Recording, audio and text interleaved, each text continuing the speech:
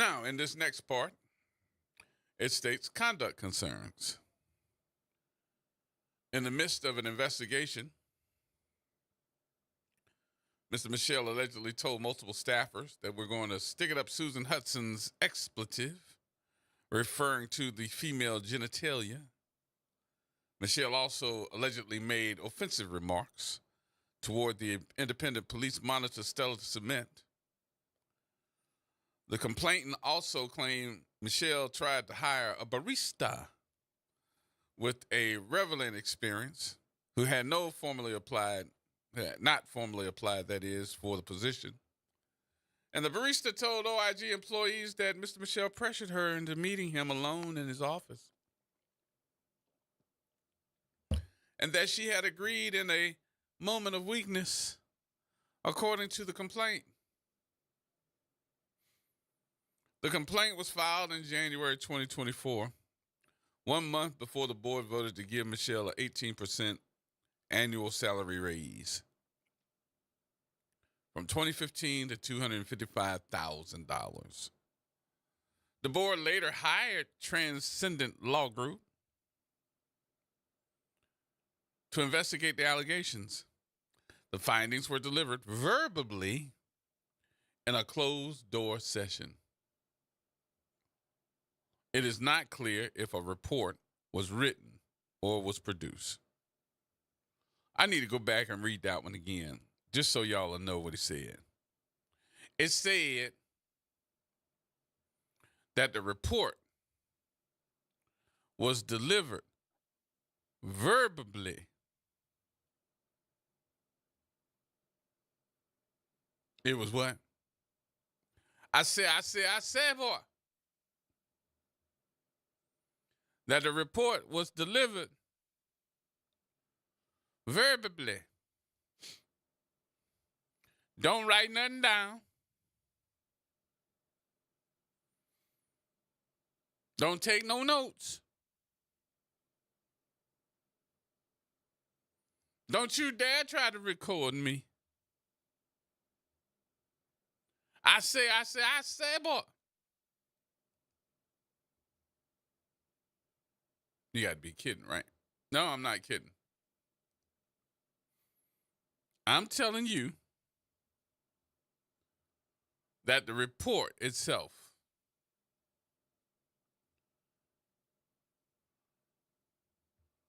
by a law group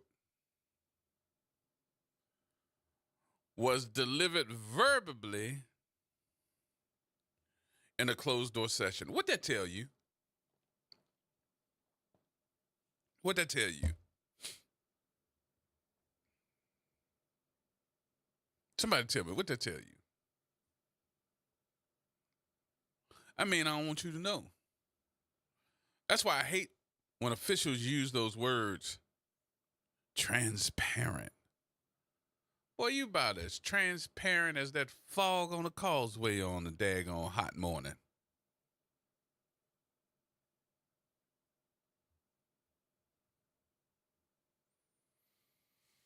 That ain't transparent. That's hiding some stuff.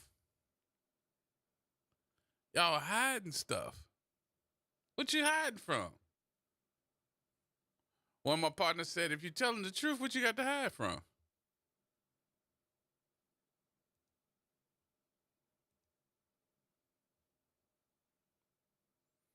If you're telling the truth, what you hiding from?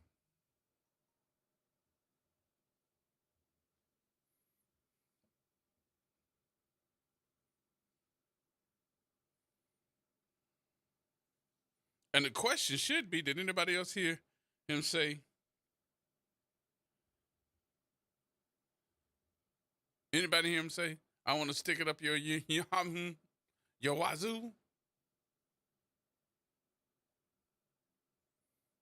Did anybody else hear him say, that Stella Cement got a humdy. I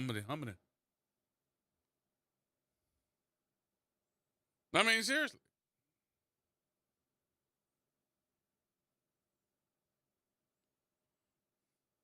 But all of that, I gotta tell you,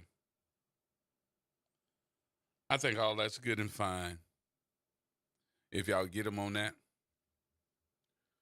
But I think that it is imperative that the Ethics Review Board disclose to the public who in the hell and government officials and the names of those government officials have he been meeting with secretly, and what was those conversations about, and why are you doing something so unethical? Don't tell me, well, his behavior is not unethical. Okay, how about if you said that about your mama? How about if he told you, I want to jub this up your mama's kuzoo? How about if he said, you know what? I think your mama got a big old, How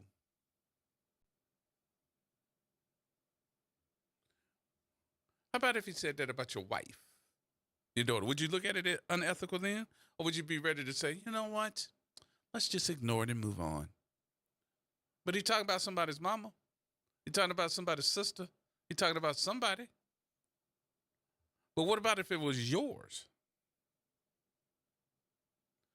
We gonna stick it up your you-know-what, lady.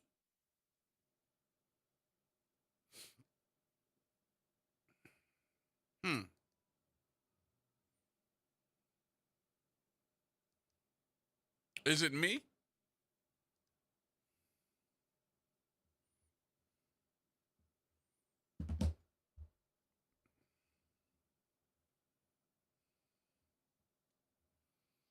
Is it me? Because I do find it unethical. I find the whole thing in itself disturbing. And if this is how you're saying that this issue is not unethical, excuse me, I'm not talking about what you said his comments were. You can't find that they're unethical. Yes, but I can find that if he's meeting with government officials with his door shut, with no one there to take notes, nobody else in the inspector general's office except him and that official, and he has to maybe investigate that official, and he's meeting with them by himself, yeah, that's unethical. And you know I'm telling the truth. And you don't know who those officials are. Those are clandestine meetings that are just happening, right? Excuse me, Mr. and Mrs. Potato Head. That's what you call unethical. I'll tell you something else I think is unethical. I think it's unethical that you all have and have paid a law group public dollars to do an investigation on this man, and you all have not revealed what the outcome was, and you all asked the law firm to give you I guess give you just a report about what your findings were, and you don't want them to write it down in a report. You want them to just come tell us in a meeting. What? What are y'all hiding?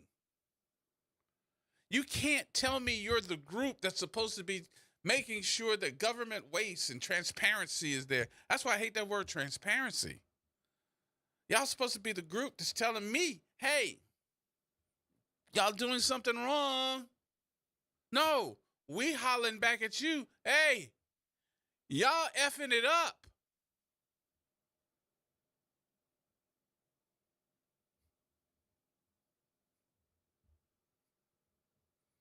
That was for all the brothers in the room.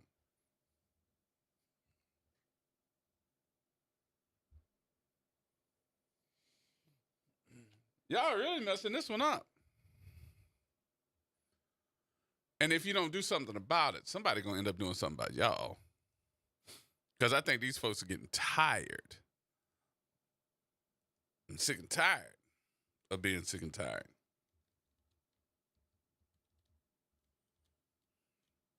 Now, y'all know I'm getting ready to pick up the phone and call some folks and find out what's going on. Because that meeting is going on now. I hope that everybody and their mama showed up. Because we only been talking about this thing for the last, what? 3 weeks at least.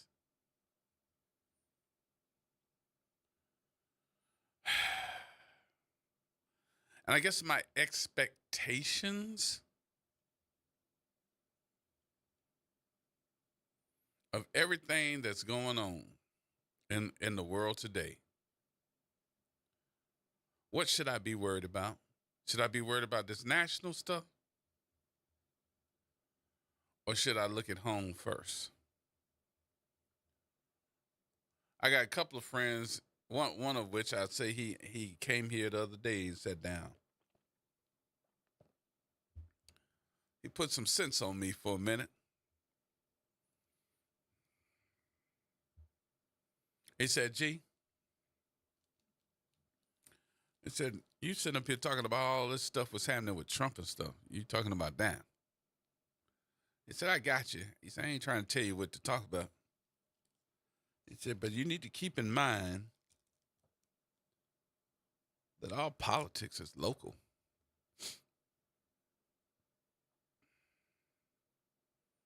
So you got a point there.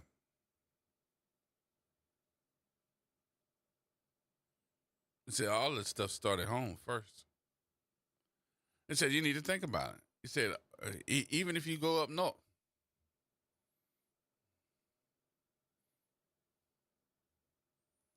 he said, who you think running the sides of Trump? I said, what you mean? He said, well, where the Speaker of the House from? He said, Louisiana. Said, who else right beside him? Steve Scalise. And who right there beside him in the Senate? Foghorn Leghorn.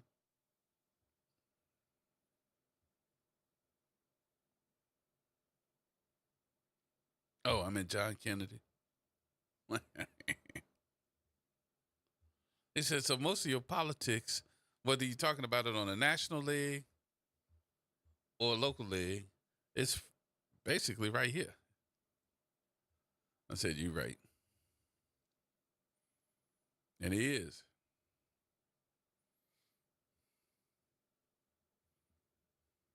And he is. The majority of it's coming right from right here.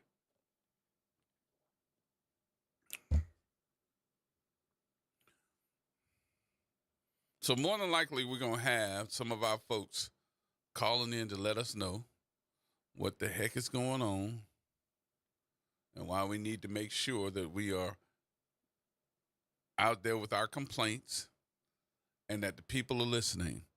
Because that super crew that's behind this man is going to show up and show out. I can tell you they there. The doctor, y'all know who I'm talking about. I would never mention Cowan's name. You know that his crew is going to be up in there. But is your crew in there? Are you all showing up? We're going to find out in a minute.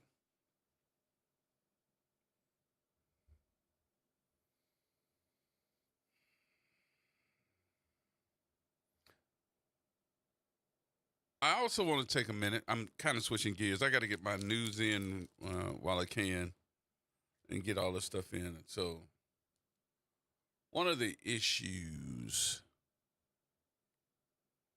that I do have to talk about, I'm not going to dwell on it for a long period of time.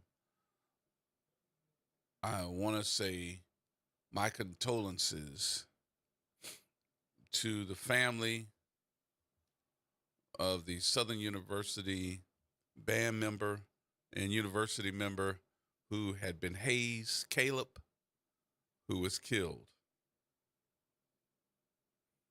And it looks like it was a hazing. I would call it an accident, but it was a hazing issue. This young man seemed to be the promise of the city. And you hate to hear anything like that. I got people calling me from other parts of the world talking about that young man. So to the family of Caleb and all of his friends, all the folks that showed up for the second line and memoriam, of Caleb, we see you, we hear you, our hearts go out to you. All right, we got more coming up, y'all. Everybody hold tight.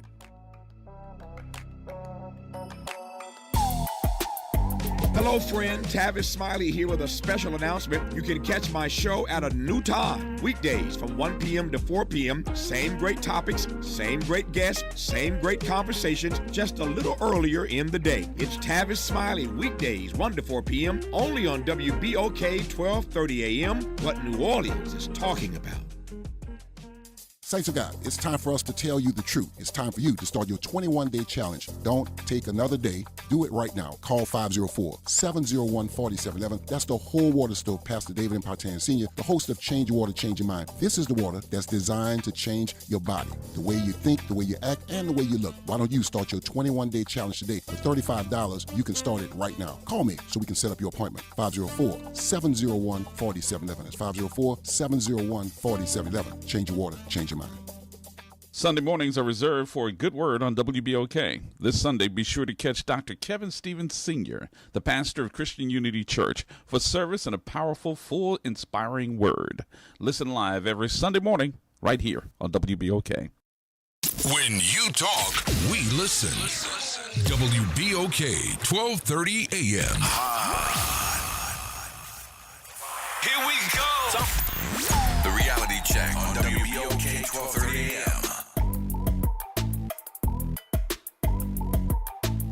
All right, folks, welcome back. Miss Pam, thanks for holding. How you doing? Hey, Gerard. How are you? Hey, sweetheart. First, giving honor to God, to all the saints and friends. I just came back on to the station. I'm dealing with my older sister, Cynthia Louise. Please send prayers up for my sister. I'm not trying to get out the subject, but I always know that our WBOK listening audience always knows how to pray. And I ask that. And Gerard, I'm going to say this to you, and I'll hang up. But, I mean, just stop pissing in our faces and tell us it's raining outside. Yeah. Yeah. And that's where I'm at with that. And I'll leave it like that, Gerard. But stay strong, brother. You're there for us. I love my WBOK family. I pray for you all the time. And we have to pray for each other. But just stop pissing in my face and tell me it's raining outside. Thank you, Gerard. I appreciate you, dear. Thank you much. Ill. That's just a big ill. Yes, indeed, Miss Pam. I don't know how many people are paying attention. I mean, we in a party mode right now. Aren't we in a party mode? Everybody got through Mardi Gras. Everybody wanted to, go on the parade route. Y'all want to go hang on Bourbon Street. I got to say, I don't know. I can't tell you anybody that was on Bourbon Street. I don't know. I didn't see y'all, but I did do Bourbon Street. I did Bourbon Street one day, and I did it working.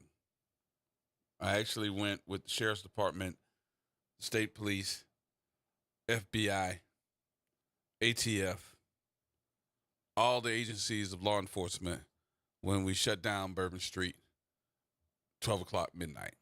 And that was my first time ever doing that. To walk Bourbon Street at 12 midnight with the mayor, the police chief, all the different agencies, the colonel from state police, the sheriff, wildlife and fisheries. I could keep going. That's how many different agencies were in town working for law enforcement doing that during Mardi Gras. But I walked it. That was my first time. I was actually walking beside the chief of Homeland Security for the city of New Orleans. And I was walking beside him and I said, man, that's interesting. I said, I thought that when you all did this, y'all actually were pushing the people off of Bourbon Street and tell them to go home, that Mardi Gras was over. And they were like, nope. That's what I thought it was.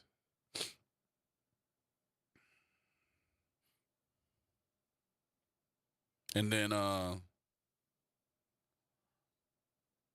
I do appreciate the people that were out there because they moved to the sides of the street and they gave much credit to those law enforcement officials. Clapping, thank you for your service, hip, hip, hooray. But they didn't go home. They stayed out there on Bourbon Street. We just walked from one end to the other. Yeah, I guess that's more of a symbol of Bourbon, that Mardi Gras is over now than anything else. Well, what was interesting to me, in my opinion only, and what I saw was interesting. Well, what you see, Gerard? What did you see? I'm glad y'all asked.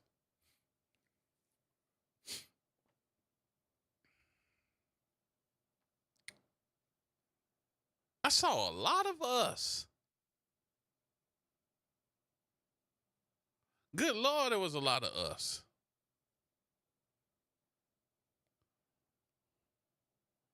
Good Lord, it was a lot of us.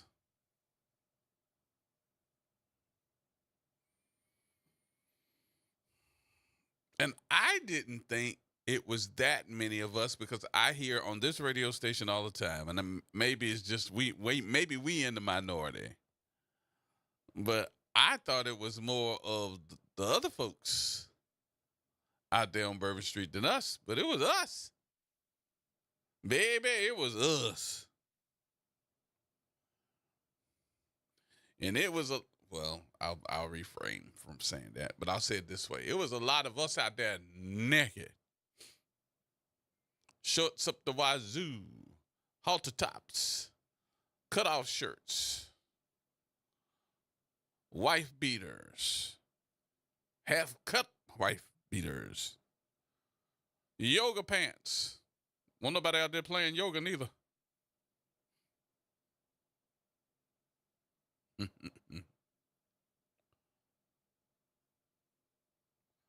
And I was like, oh, okay. But you know what, the paranoid side of media, I know somebody's going to say, yeah, you paranoid. You was paranoid. I was trying not to be in the front. I didn't want to be in the front because in the front was, all the officials. It was the mayor, the colonel, the wildlife and fishery folks, FBI, and all that. I was trying not to be in the front of that. I was walking like at least 3 or 4 rows behind. But you know what the paranoid side of me did? Every few steps, I had to turn around and look to see who was coming behind us. Am I wrong?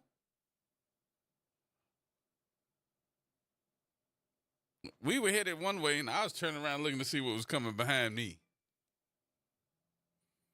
I wanted to make sure we was like chilling. Everybody all right?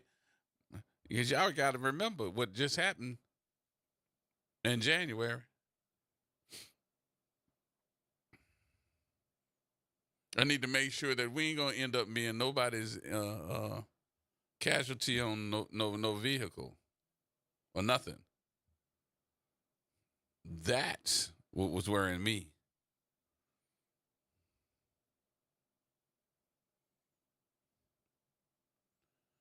But I got to tell you, Wick, what I did. I know everybody going to go, you did what? And I did. She'll probably tell you. She ain't going to tell you that. She ain't going to tell you that I did that because she didn't even speak to me, y'all. She didn't even, I guess she mad at me. I don't know if she mad at me or not. But if she is, oh well. Ain't nothing I can do about it because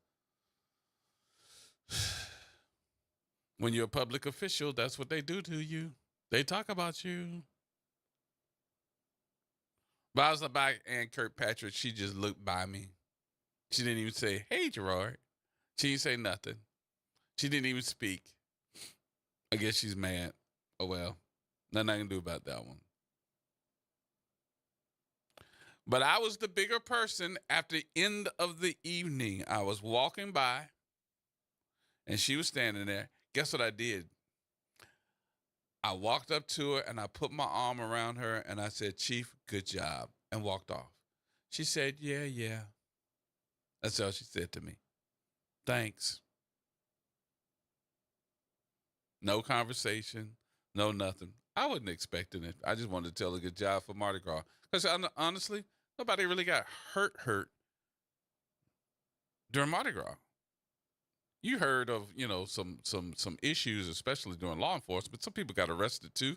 And the reason why was because, hell, we provided the booking bus right there by the 8th District Police Station. So they had to go all the way down to Perdido Street to take them to lockup. You keep those law enforcement officers on the street. Just bring them over to the daggone RV bus. Keep them in the daggone RV bus until they can transport them.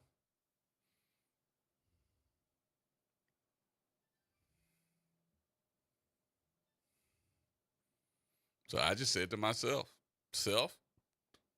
go and tell the lady, good job. I did.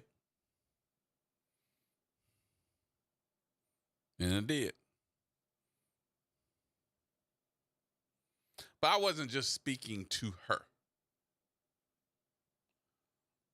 I was speaking to all those men and women that work for NOPD. They had to do those long shifts every single day out there on their streets while folks were hollering in their ear, trying to cross the streets, running in front of cars, acting a fool, drunk. And they had to put up with it. That's who I was talking to.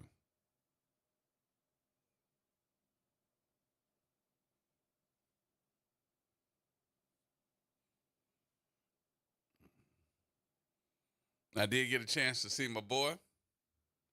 He was out there in full swing.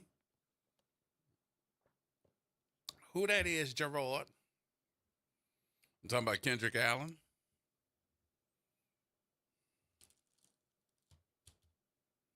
Doing his job like he normally does.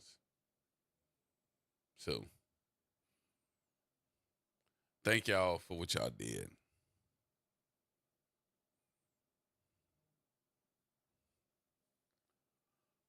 All right, coming up, we got some other things we'll go over next hour. I'm trying to reach these folks over here at this meeting at the Loyola Law Office, see if I can get them to call in and give me the details, because I'm getting antsy now. It started at 3:30 and we're at 5 o'clock. So we want to know what's going on. At least give us an update. All right, Charles, more coming up in just a bit here. We'll take the break. We'll come back. We got news at the top of the hour. The news is going to give us the latest what's happening on a national scene. And after that, we'll come back with more. Y'all hold tight. It's the reality check at a new time now. On your drive home. Special. Don't I feel privileged? More coming up right here at WBOK.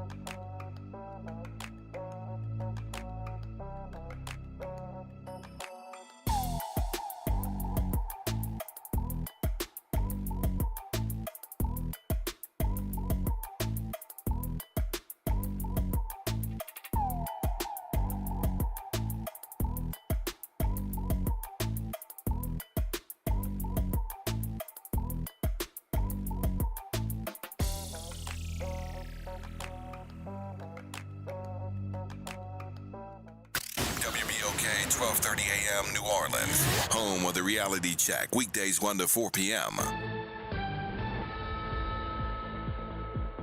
I'm Amber Payton with 4 Things You Should Know with BIN News. The Trump administration is in talks to sell TikTok ahead of its looming ban. There's less than 1 month until a ban on the social media app is set to go into effect, and President Trump says a deal could happen soon. Baltimore Center Stage risks losing federal funding for defying anti-DEI rules. The theater refuses to drop its inclusive mission despite losing $30,000 in grants. Donations and ticket sales are up in support.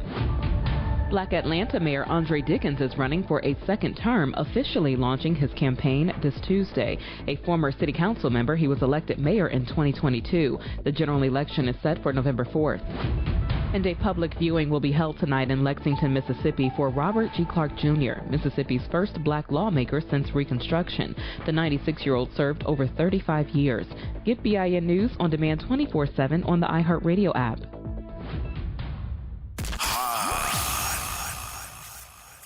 Here we go. The Reality Check on WBOK 1230 AM.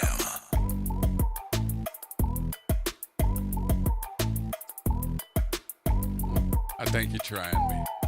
I do. I really do. All right, folks, welcome back.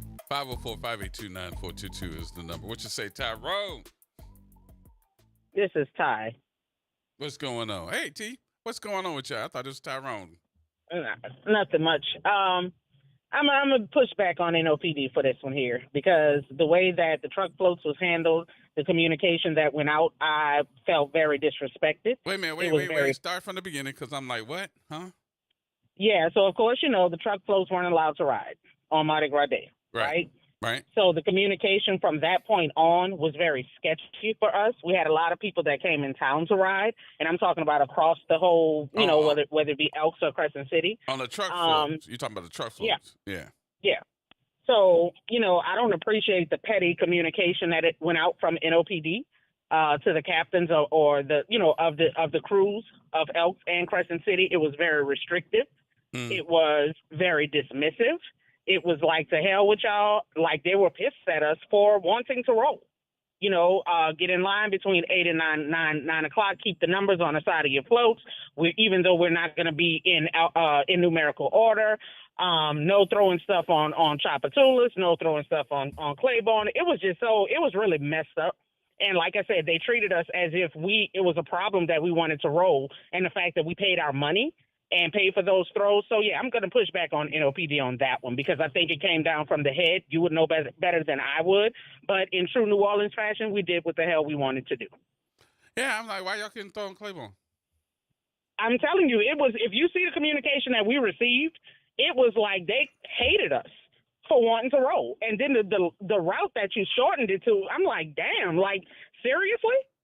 Yeah, it was real short because, I mean, we rode from right at Chapatulas down from Chapatulas to I think when we got off, we went down to St. Charles, made that right on St. Charles, and then got off right at Claiborne. Yeah, I mean, it was, like I said, even to the point where we told us we couldn't get off the float, before we started rolling. And, of course, like I said, we did what we wanted to do. We got the hell up off the float because you have to stretch. You have to be able to move around at some point. But, like I said, I hated that part of it. It was very restrictive. It was very disrespectful, the tone of it, everything. But, yeah, I'm going to push back on that one because that really pissed me off. I'm not laughing at you. I'm laughing at. I heard a couple of things, and one of which was, of course, they talk bad about the sheriff's department because everybody wants to talk to Susan. Everybody wants to hug on Susan. Everybody's hugging on Susan, taking pictures with Susan, and I'm standing right beside her, and I'm like, okay, Sheriff, we got to go. We're holding up the parade. Then the other folks that are with her like, come on, Sheriff, we got to go. Got to get on the thing or holding up the parade. Then you start hearing on the radios from the NOPD, we got a big gap because of the sheriff's department. So they start blaming the sheriff's department for holding up the parade. Boy, we done made a couple of the captains mad. Now, the funny part was we didn't have a problem with that because the route was so shortened Well, that we we did wasn't this even time, mad at the pauses or whatever because, we wanted more time. So they got But it's just- they got smart though. Let me tell you what they did. They don't think that we figured it out, but I did a long time. I figured it out. They don't put the sheriff's department in the parade no more. You know where they put us? In the start of Where? the parade, before the parade start. We be on a route, going down the route before the parade start. I was like, y'all, that's how y'all gonna do us. We don't mind because we have our own parade, right? But they try to put us in the front of the parade so we don't hold the parade up. All right, we figured it out. And any of the parade captains that were out there at NOP, yeah, we figured it out. Thank y'all here. We appreciate it. So yeah, they act a little funny. But I was talking to one of my NOPD buddies, and he said, y'all just don't understand some of the stuff. He said, we have to be on time. And he said, because every 15 minutes pass cost the city several $1,000s because of timing. I'm like, okay. What am I going to say? And see, that's why I say I have no problem with that. My problem was the way the communication went out, the way that it read. It was like, and I mean, everybody that I talked to had the same thought. Was like, damn, are they pissed that we wanted to ride? Because I had my suggestions. I'm like, hell, you got St. Patrick's Day coming up, put us behind them, something. But the way it was rushed, the way it was communicated, first you told us a regular route, then a regular time, then you switched it, then at the last minute you switched it again, and then we get this communication. And I'm like, damn, what is wrong? Like, did we do y'all something? So you was the captain? No, I wasn't the captain. I was just the rider. But the captain sent out the communication to a couple of us, to show us, this is what we're dealing with and why we're going to be pressed for time. So how quick was it to you? It was very quick. I mean, but libations helped. So from Tchoupitoulas to Napoleon to St. Charles. St. Charles. Mm-hmm. St. Charles. And then St. Charles to Louisiana. To Louisiana, yep. St. Charles, Louisiana. Yep. And then stop right there at Claiborne. Yep, Claiborne and Soledano. So that's why basically we had to defloat, so to speak, or turn our own, whichever way that we were going back to where our floats were originally placed. But yeah, they just stopped us. We couldn't throw anything on Claiborne. We couldn't throw. Oh, another thing, the church, and I'm going to say this because I have to say it. Whoever the pastor is of Rain Baptist Church, who decided that he would contact NOPD to make sure that he told them to tell us that we are not allowed, our truck drivers are not allowed to blow their horns because he was having service. Sir, to hell with you. In this the name is New of Orleans. Jesus. This is what we do. But the fact that you independently called for that to happen, okay. Because And he was just having to let service? you know, we blew the horn. Because he was having service? That's what it was told in our communication. And in order for them to specifically name that church, that means that you had to contact someone you knew to put your church in that communication. How many other churches were having service? What was the name of the church? Rain Baptist Church. Where are they located? I would have to look back at the communication. Wait a minute, I'm looking. But yeah, Is that it was Rain specifically as in our communication. R-E-I-N? RAYNE. R-A-Y-N, Rain Baptist Church. Let me make sure. Let's see. First Baptist Church, Rain. I'm looking at it, but I see where it is somewhere else, but Starlight. Yeah, Rain United Methodist Church, 3900 St. Charles Avenue. Rain United Methodist. They do understand that they are. Yeah, I'm looking at it. Rain United Methodist Baptist Church at 3900 St. Charles Avenue. Yep. And that was specifically put in our communication. They have asked they will be having services. When we pass, they have asked not blow their horns when passing the church. I mean, they did understand that this is Mardi Gras, huh? Yeah, that's why we blew our horns. So y'all did do it anyway, just for I know, that I reason. did. Just for that reason. Yeah, because I'm like, okay, you specifically felt the need to go directly, to whomever you communicated to tell them that. But come on, man. Okay. So you really had an issue, huh? Oh, I was pissed. It sounded like it. Yeah, I was pissed from Lundi Gras all the way up until, I got that communication. But like I said, the libations helped me on Sunday, so I got through it. I threw everything I had, but yeah. So did you have fun? Oh, I had fun. Like I said, at the end of it, I didn't have a choice. And I was so glad that the people came out and really came out in droves. Yeah, now, I got to tell you, we went to Barker's. After that, and if you really wanted to see them folks, good Lord, it had to be at least 5-6 people deep in the French Quarter. I'm sure. So I'm glad y'all had fun, but it was a once-in-a-lifetime thing that happened this time, so we'll see. Yeah, Crypt Keeper needs to go back to a vote. So your crew is – what's your crew? We're with Crescent City. Crescent City is kind of diversified, isn't it? Yeah. Yeah. I'm looking at Rain.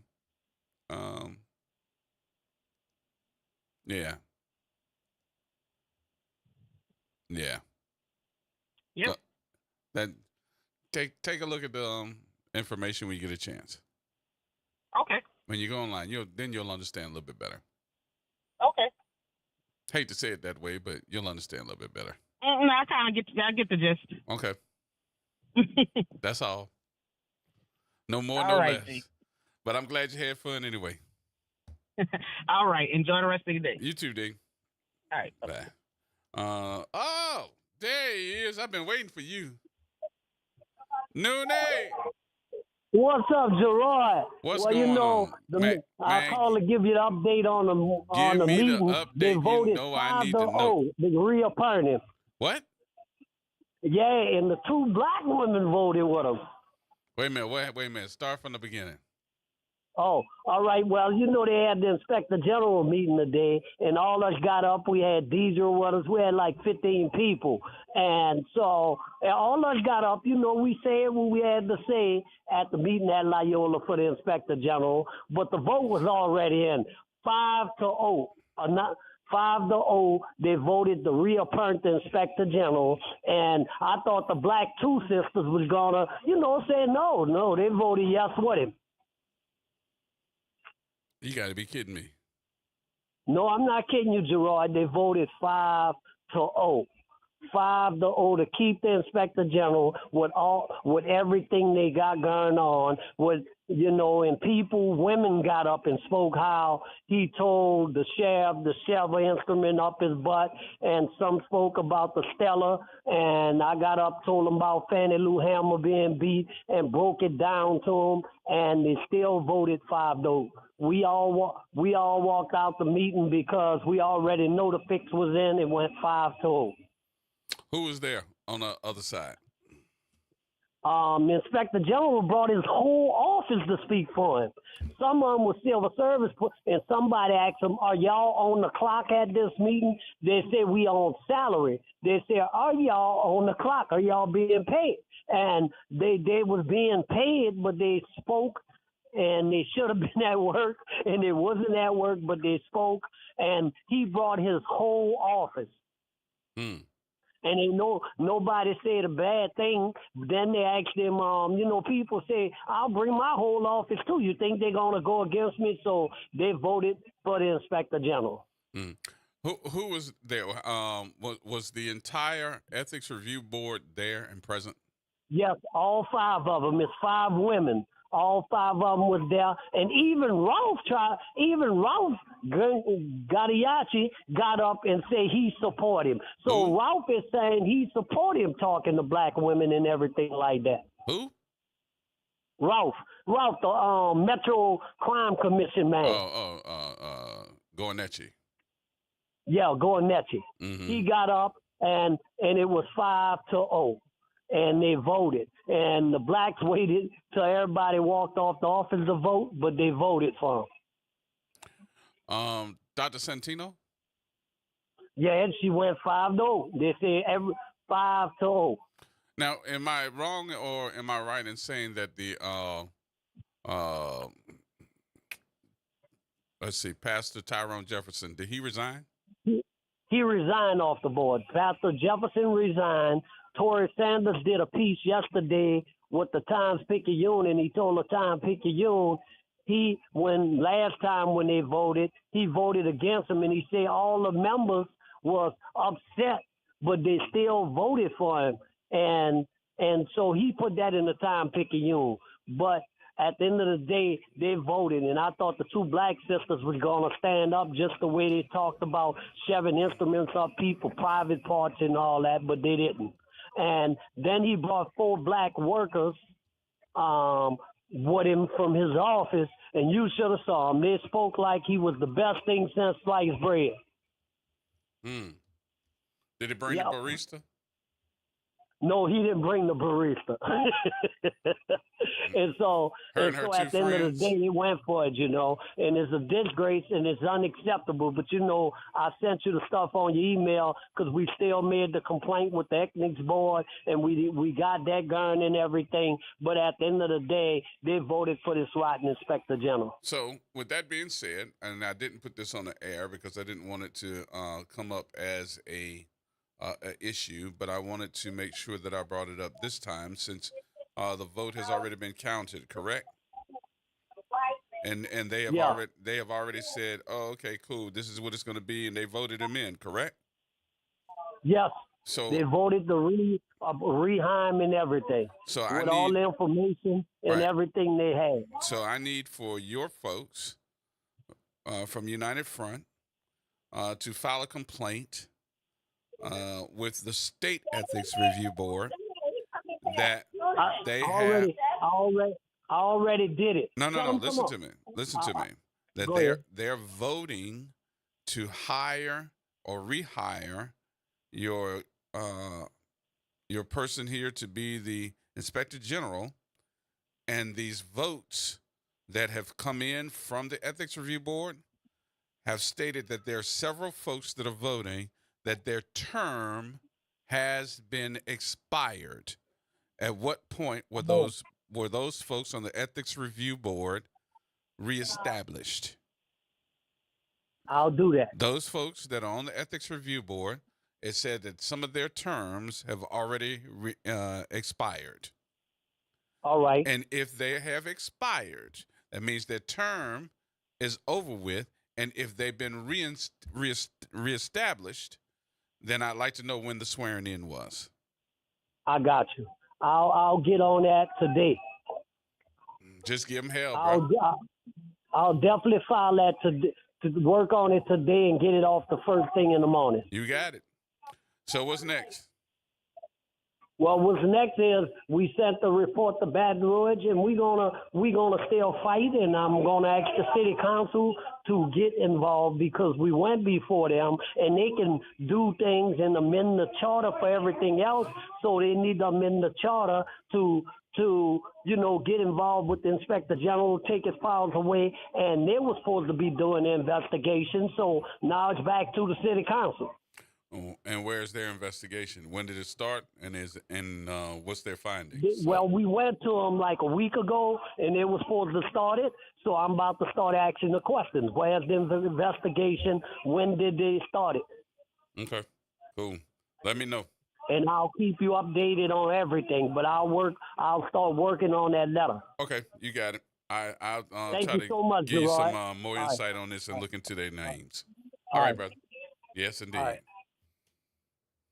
Let's take a break. I need a drink. Y'all need a drink? Y'all need a drink? You need a drink? You got any alcohol over there? You need something to smoke? Man. I'm just like, do these folks have spines? We got spines? Spines? It's crazy. All right, more coming up, y'all. I better tell you.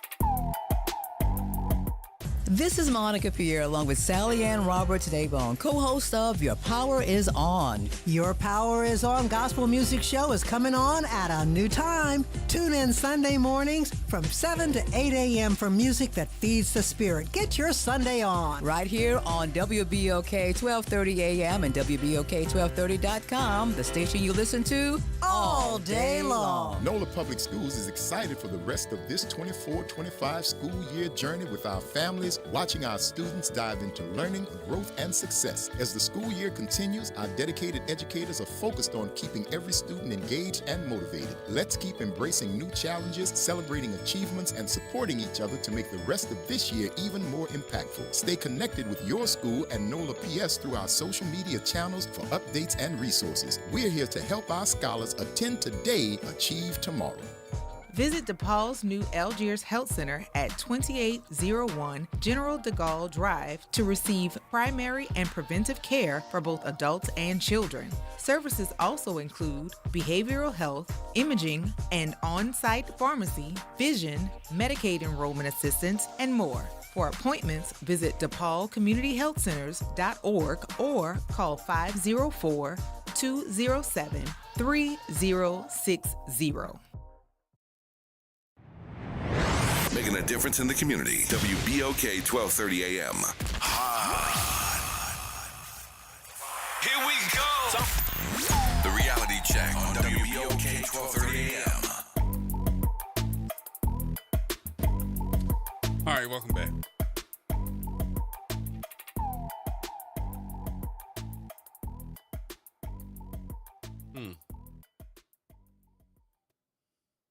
I don't know what to say.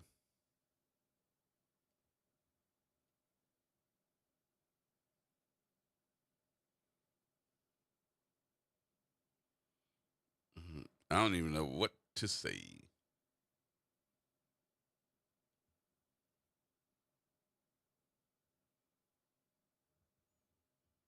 It's and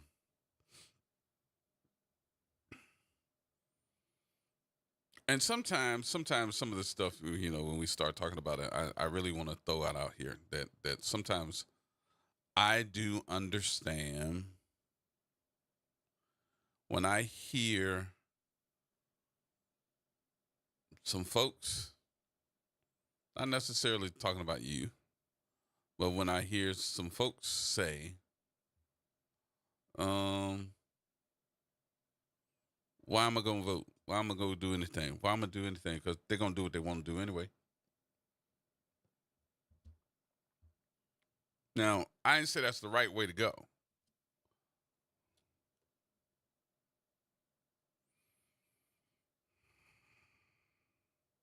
But it's apparent to me, and here's where I'm going to go.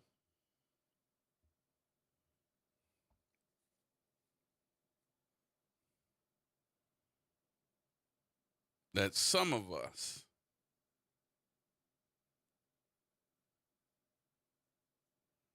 probably had to weigh, and listen, I hope that you all that this is directed to, don't think that I'm going to sit up here and just criticize you and tell you how weak I think you are, because that ain't going to do nothing. That's not going to prove anything. But I am going to talk about you for a minute. So take this just like just take it like a champ for a minute. And then when I see you, you know, I'll shake my head at you. Don't mean I hate you. Don't mean that I ain't going to talk to you. I think some of those folks over there, fine folks.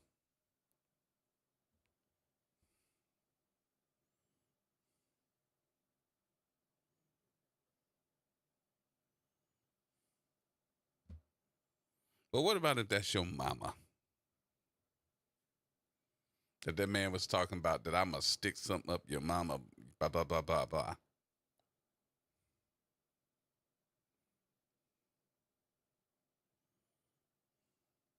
What if that was your mama? What if I was on it and that was your mama he was talking about? The majority of you would have picked up the phone and said, you know Gerard? You know Gerard? You know Gerard? I need to talk to him. Because you all would have wanted me to vote no.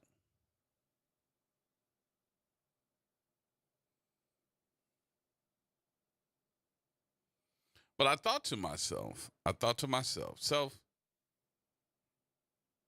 say what you got to say and let the folks make their own decisions.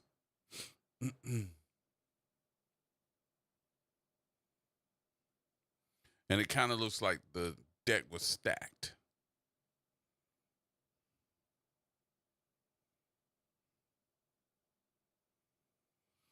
So let me go ahead on and say what I got to say so we can move on.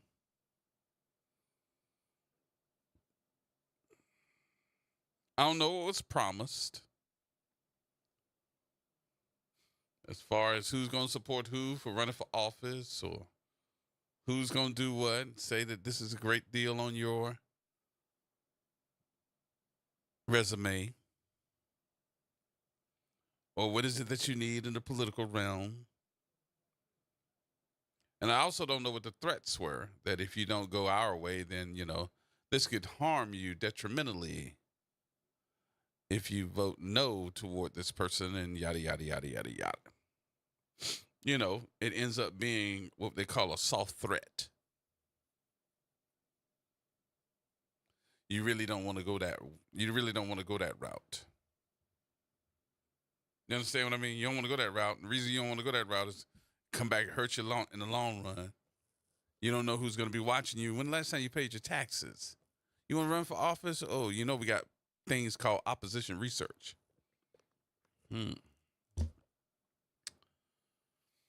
I see in your past that you've had some issues with, this, or your child's had some issues, or your husband or your wife has had some issues. You wouldn't want us to have that come put out, do you? That's what you call soft threats. And as gangster as it may sound, don't think there ain't nobody playing that game no more. They play them games. You don't know who's behind the scene. You're talking about a man that picked up the phone and called the man's boss because he complained on him and told him you should fire him.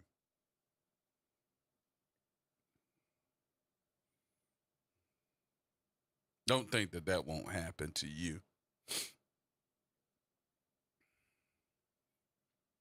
Then we wonder why people don't want to run for office, don't want to be on boards, don't want to say anything, and end up just playing ball. Is it because you're scared?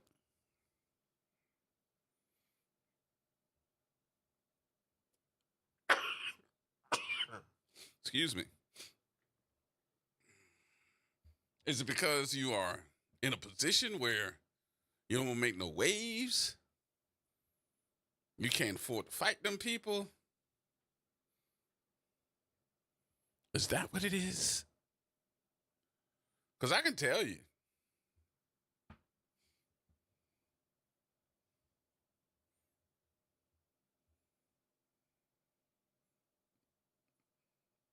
I know some fights that have happened in that office already. And I want you to think about something for a minute. Do you all understand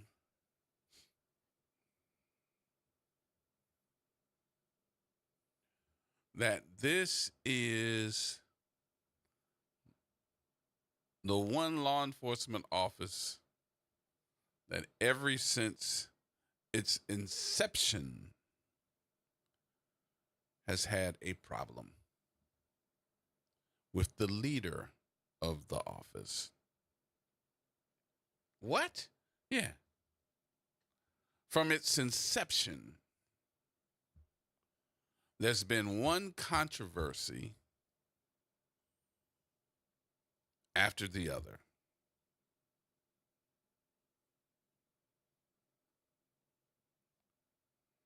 From Ed Quatrevo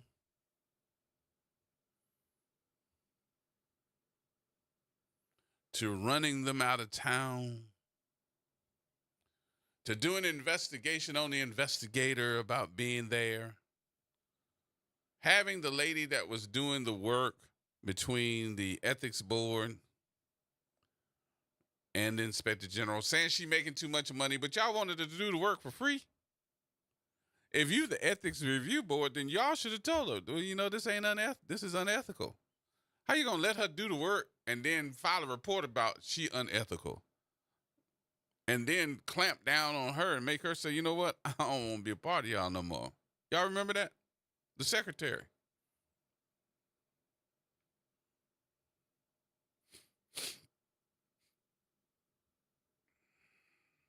Now you got people wanting to shove stuff up your private parts. You're looking at somebody's private part and telling them you got a big old wazoo back there. You're talking to other women crazy. You're talking about the police chief, the former police chief. You're talking about all these folks. And y'all think that this is normal? Okay, let me put it to you this way then. I'm not even an elected official. But if I sat here and talked about an elected official's butt and called her juicy booty, called her tutti fruity, called her big booty Judy, called her anything in the world, do you all know the scrutiny that I would go through? Okay, if I sat here and said something about any elected official about, I'm going to stick it up your hibbity-hibbity, your hibbity-hibbity-hibbity. Do y'all know the scrutiny that I would go through?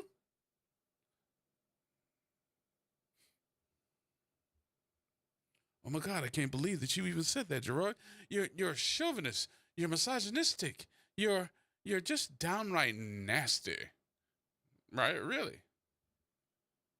I would welcome that. But how come? How come? Just how come?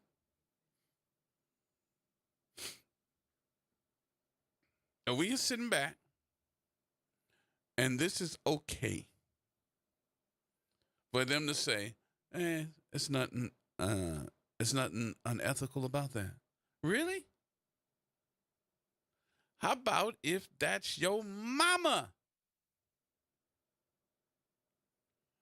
I can guarantee you all, if I sat here and said anything about somebody's private parts, you all would be on the phone with the owner of the radio station telling them to get rid of me ASAP.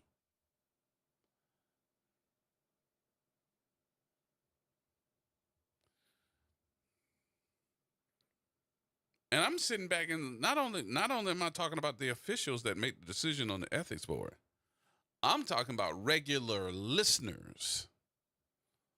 Y'all some of the most conservative folks that I know. And you ain't saying jack. What you scared of? Well, Jerron, you know they have those meetings now while I'm at work. Mm-hmm. Okay, they had the meeting, they did the vote, so what's next? Is that it? Are you done?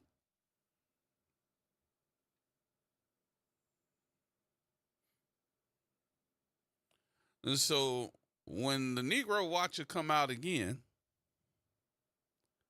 and start talking about y'all doing something, this and this, and he got a report and he got this one. The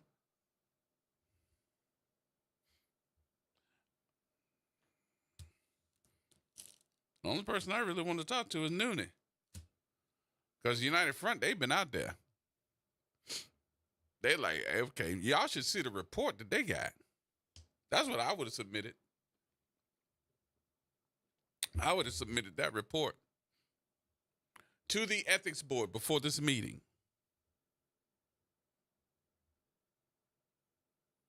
This is what we think about your Inspector General.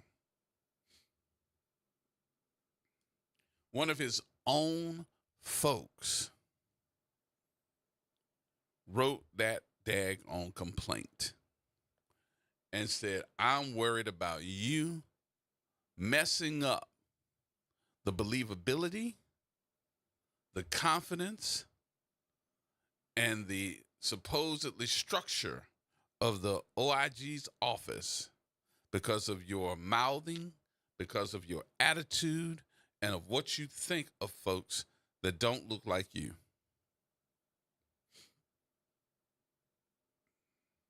And I'm sitting back and saying to myself,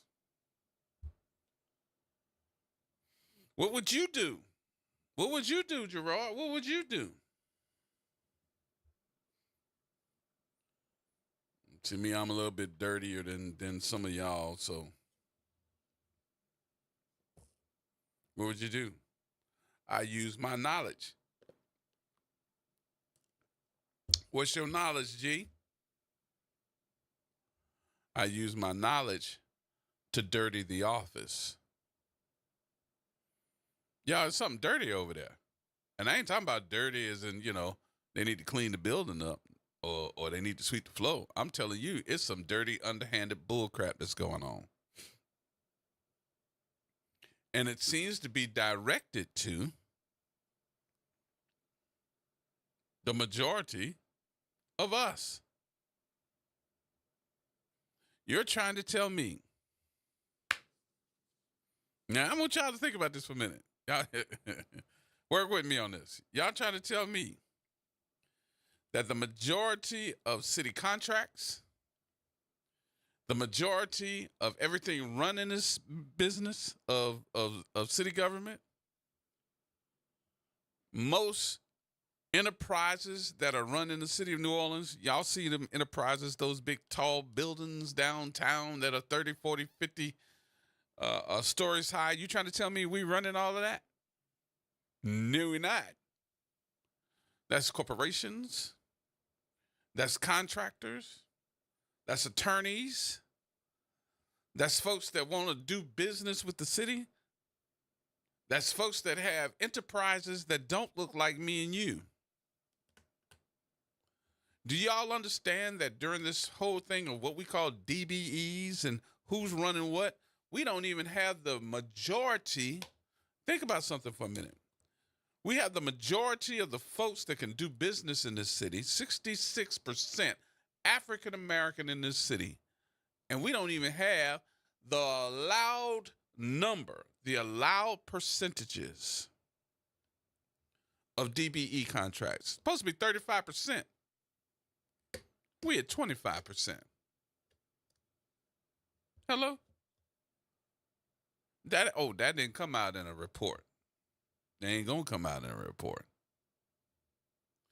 And then you need to look around and say, I don't know who made this rule, and if it's offensive to white women, I'm sorry, but I don't look at it this way. Because I think that the majority of white women that are doing business with the city have some type of contact with someone of privilege that an African American, Indian, black person, whoever, does not have that same contact, but you do. And it has been noted in several different reports that majority of white women that have DBE standing are usually the wives of some of those that are bidding for these bigger contracts, which are white men that are owned by these companies, these white companies that are owned, that are doing business, that need a DBE partner, and you're the DBE partner. And to me, that's just, you're just privileged. Because to you, you're a DBE because you may be of disadvantage. Why? If you married to the dude that's getting a multi-million dollars and you get the other 35%, to me, it's going in one big old barrel.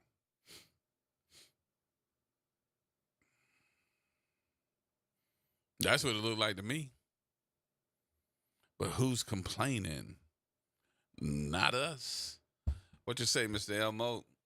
Well, again, I've said this more than I wanted to tell you.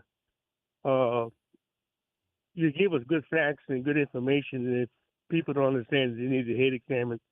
But I need to compliment and give him a big kudos, Noonan man, because I met him one time. He probably wouldn't remember me seeing me, but I heard the brother talk, and I said, "You know the man?" He said, "Hey, man, big smiley face, man." I told him, "Hey, man, appreciate, what you do, because you do a lot, not just for you to stand out, but you try to help other people stand up." But again, brother, couldn't appreciate enough what you're saying, Mm-hmm. I agree. Because, you should see some of the reports that he made sure that I got a copy of them, too. So, and I don't think he's giving up. I think he's doing what he got to do. This is the thing. We have to talk facts, and this is a fact. I'm not against any race, culture, religion, color.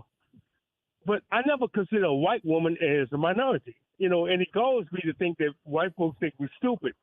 Where you got billionaire white folk men, and their wives is considered a minority. Give me a break. Mhm. And then she has the white privilege as beginning, and then secondly, she has the goal to say she's a minority. You know, it makes me sick of the stomach to hear that. You know. I don't understand that either. I don't. Maybe I just need to go back and read the rules of how this has been put together. But I don't see this as a minority. And you know, how so when you have the resources of your millionaire husband? Well, I think Gerard, I'm not smarter than you, but I go by my experience being 73 years old. I remember when I came out the service in '77, and just a few years beginning when affirmative action, minorities and women, then all of a sudden white women were considered a minority, and they started pushing that, you know. But again, I think it was like they're saying, well, we give you a concession because we're helping you. But the fact of the matter, you ain't helping me, because if white women always made white women made more than professional black men. Mm-hmm. Come on, man. I mean, give me a break. You know, people think it's stupid.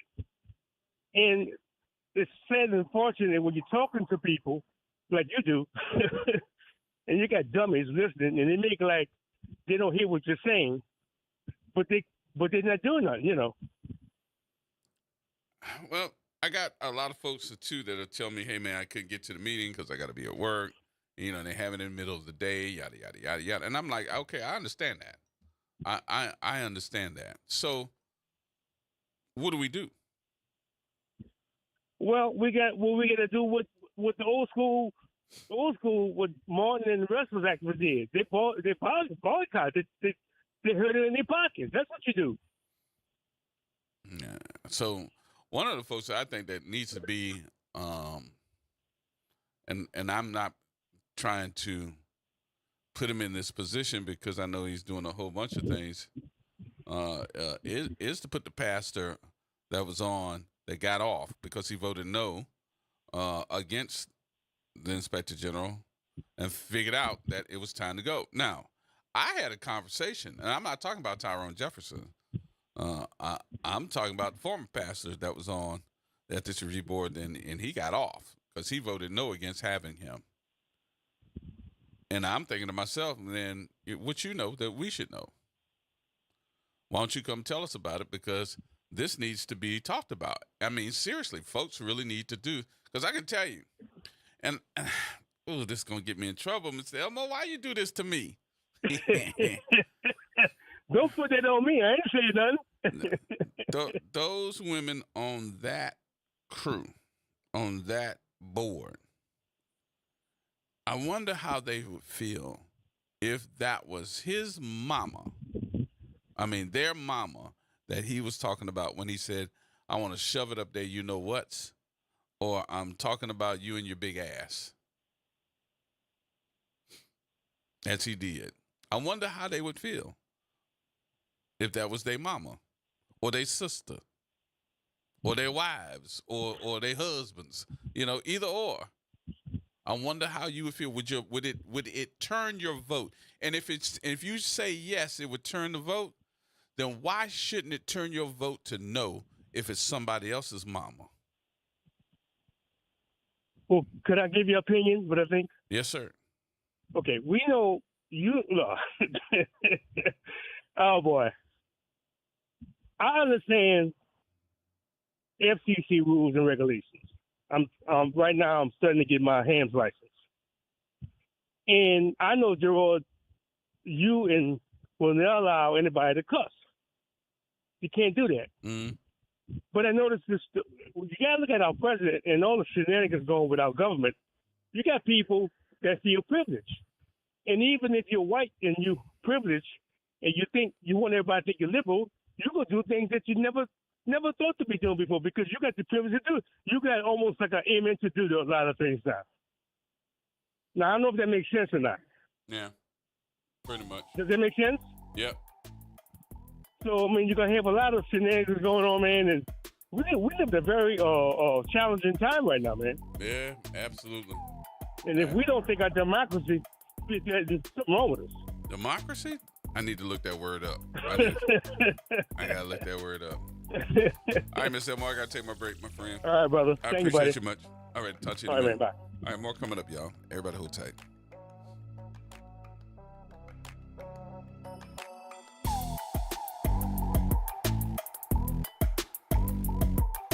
AURN News. I'm Ebony McMorris. The government is 1 week away from a shutdown, and House Republicans are playing hardball. Instead of negotiating, Speaker Mike Johnson is forcing a take-it-or-leave-it spending bill to the floor Tuesday, daring Democrats to vote against it. The bill boosts defense spending to $892 billion, while slashing non-defense programs by $13 billion. It also cuts funding for local projects and gives the Trump administration sweeping power over federal spending decisions. Democrats are calling it a power grab that puts critical programs at risk. Trump, meanwhile, is demanding total GOP loyalty, warning lawmakers on Truth Social, quote, remain united, no dissent. And so far, it's working. Conservatives who usually oppose temporary spending bills are backing this one, betting that Trump and Elon Musk's Doge will find deeper cuts.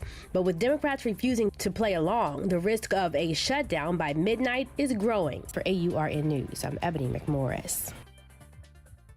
It's Off the Top with Norman Robinson on WBOK 1230 AM. I'm going to be blunt with my language as I address congressional Democrats as they, quote, respond, unquote, to the antics of President Donald Trump. Y'all need to grow a pair. Perhaps you would better serve the interest of the common good and decency of the country by following the example of Representative Al Green, a Democrat from Texas, who stood up and shook his cane during Trump's Tuesday night speech to a joint session of Congress as he told Trump the truth. He does not have a mandate to cut Medicaid. Medicaid is one of a litany of social, governmental, educational, environmental, defense, and other policies germane to the stability of the country that Trump and his unelected South African immigrant hitchman, Elon Musk, are threatening to run roughshod over. Democrats want to play nice and be respectful. But what Trump and his GOP allies are doing is not normal.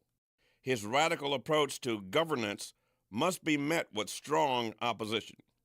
The lies, distortion, and misinformation from President Trump drew boos and catcalls from the Democrats who remained seated during the speech.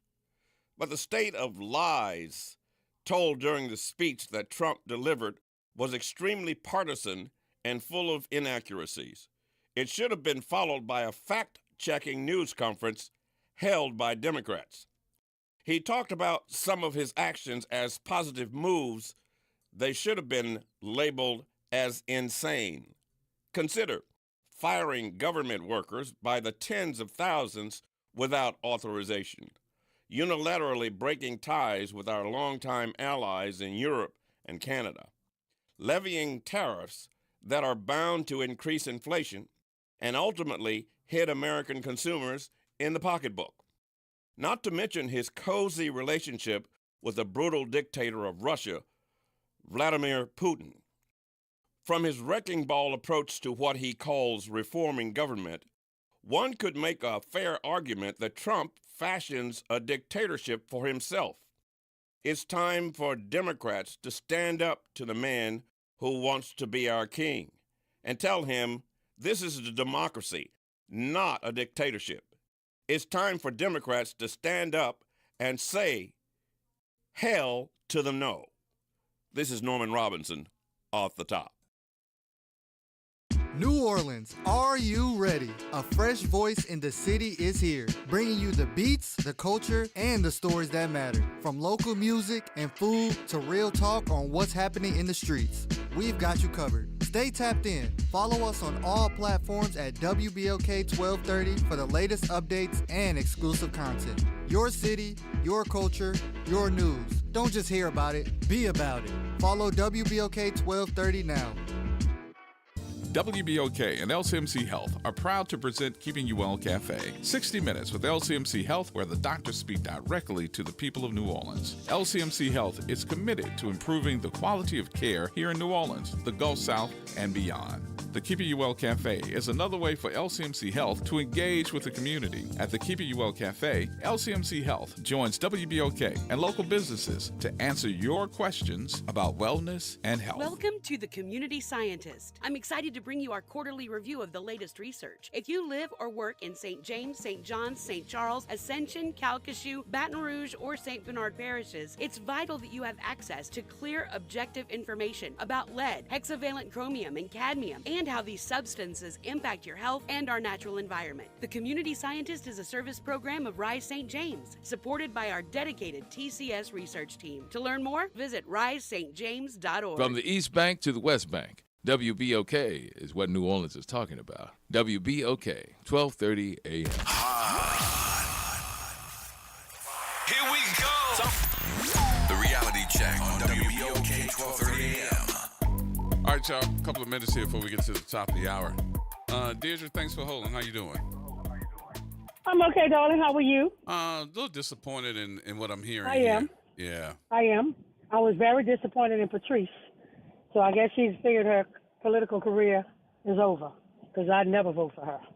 I don't know what people are afraid of when they're on these boards. You have just as much power as the other person. Does someone have something on you? I mean, what is the problem? Why are they doing what they're doing? I just don't get it, G. I don't understand. I just don't understand. I understand, but I don't understand. I understand the political ramifications that are going to come behind it with all those power brokers that are sitting in that lap and waiting for you to vote yes, and trying to make it look official. And using your brown skin to make it look like that you're all about it. And I'm sorry. Well, I tell you all the time, white supremacy cannot exist without black participation. You see? And you got two on the council that just readily rolled over. I mean, what was your rationale for going along with this? You know? I just can't understand. Even if you had not won, you would have stood firm. And what are you afraid of is going to happen? You're not going to get invited to the party? Get your own party. Right. You're not going to be able to drive what you drive, live where you live. You had that before you got on the board, because from what I understand, boards don't pay a lot of money. You just get the prestige of it all. And then you got the three white supremacists right there. Goya Neche, who in my opinion should not be in his position either. He makes a lot of money to do nothing. $187,000. And Dane Cialino, who made it his business to get that thug felon out of jail who shot that McKnight boy, who made it his life's work. Okay? It's ridiculous. Yep. Yes, I'm disappointed. But the next thing is we're going to just show up and resist. So how right was the now, that's all you can do. participation, though? Just show up and resist. How and I was the think he said something about we go to the council, the city council. Yes. Yeah, so I'll be there for that as well. How was the participation? Not as many people as and the reason why we only had less than 20, because the lady on the board, the Donna woman, Dawn, you know, that email they sent out saying how the police would be there, because I went there fully expecting there are police at both doors and sitting in the audience and all of that, and it was not fair. But, you know, people ain't coming around the police being, but not if they can help it. You see? So that was not there. There was one little guard, but, I mean, I could beat him up. But he was just walking the halls. He wasn't in the meeting. Okay. And so a lot of people probably got turned off and intimidated by that. You know, that's how they keep you out the voting poll. They're going to be putting marshals at the poll. Well, I ain't going to vote. I think the majority of the folks, though, Deirdre, is there has been a movement to try to have these important meetings during the time that people that may have they may have an interest in something of this sort and paying attention to politics is during the time when they're at work. There are people at work, and people got to work. I understand that. And so that's when they have these things.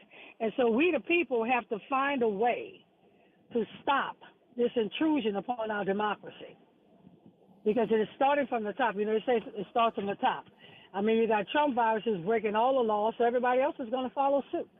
So I do think that this should be an issue that should be brought to, and I don't know how, I haven't done the research on this, but if you're going to have this man to make the different decisions on my well-being, your well-being, and all of these infrastructure issues, I think that this should be an elected position instead of an appointed position, because there is a big distrust there, and this should be something. You got to watch your elected positions. Remember, Ilano Trust was elected. Okay, so you got to watch that too. Well, maybe they get some people off of there. Maybe get some people off their butts. We can hope and pray. Yeah. We can hope and pray.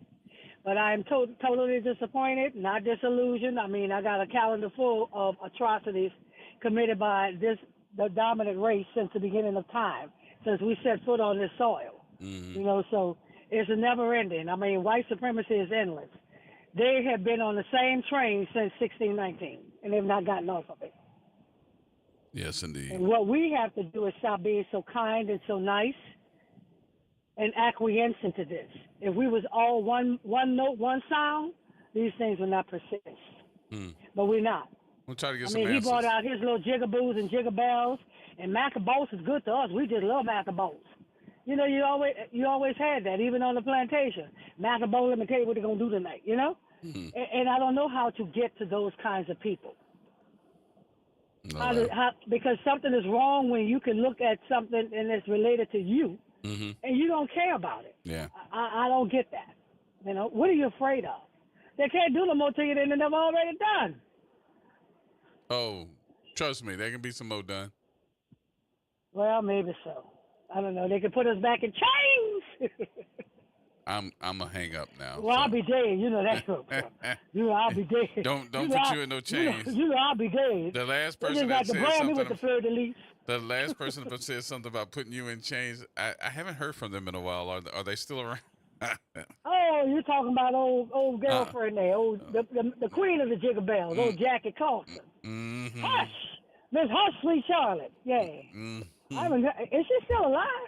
She's like 1,000 then. She passed. Is she still living? She passed. Oh, she did die. She did. See how I don't pay attention to trivial matters? See, leave it alone. Leave it alone. You see how I don't pay attention to trivial matters? We're not gonna disrespect the dead today. We're not gonna disrespect If the you dead. don't want me to disrespect you when you're dead, you ought to live your life right when you're alive. All right, okay? we're gonna let you live. We're gonna let you live while you're here and hang the phone up. Goodbye. Hi, darling. I'll talk to you later. All right. Have mercy.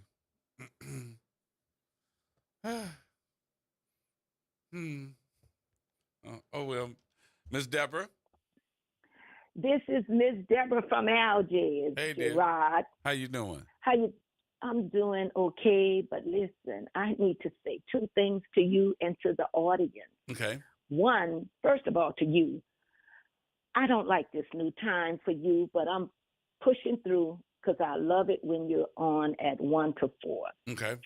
So I'm gonna hang tight as much as I can, but I'm super gonna tell busy. him what you said. I'm gonna tell him what you said. I'm gonna tell him like this. Miss Deborah said, "Put me back or break my Put you back." back. That's right. And look, I've been laughing at Ms. Deidre. I've been listening.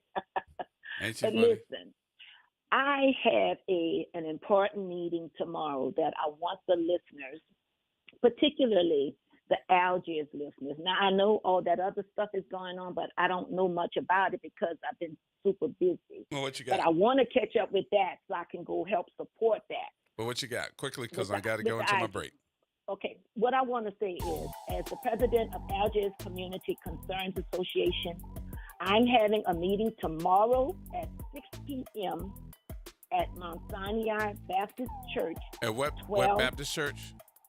Mount Sinai Baptist Church, 1249 LaBeouf Street, Algiers, 70114, at 6 p.m. Okay.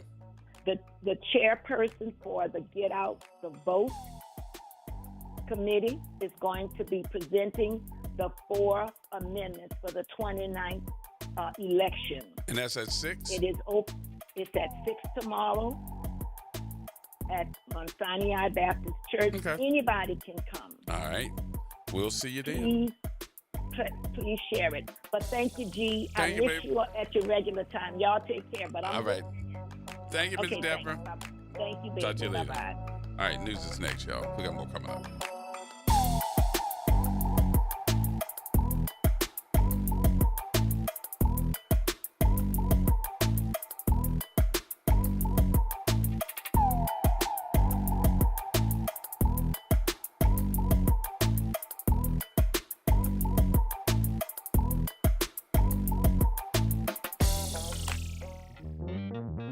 Have you heard the secret of what New Orleans is talking about? I promise everything will be okay if you're listening here on the airwaves. It's that WBOK 12:30 a.m. WBOK 12:30 a.m. New Orleans, home of the Reality Check, weekdays 1 to 4 p.m. I'm Amber Payton with 4 Things You Should Know with BIN News. The Los Angeles Police Department is looking into officers being recorded making racist, sexist, and homophobic remarks, including against African Americans. A complaint alleges Sergeant Denny Jong led the discussions with no action from his superior. Black Minnesota Attorney General Keith Ellison is rejecting calls for President Trump to pardon Derek Chauvin, convicted of George Floyd's murder. Ellison says a pardon would deeply impact Floyd's family, but Chauvin's state conviction would remain. President Trump recently said he's not considering it. Washington, D.C. has begun removing a Black Lives Matter mural after a GOP bill threatened to cut city funding if it remained. The project is expected to take 6 to 8 weeks. And thousands gathered in Selma, Alabama to commemorate 60 years since Bloody Sunday, remembering the 1965 march that led to the Voting Rights Act, banning racial discrimination in voting. Get BIN News on demand 24/7 on the iHeartRadio app.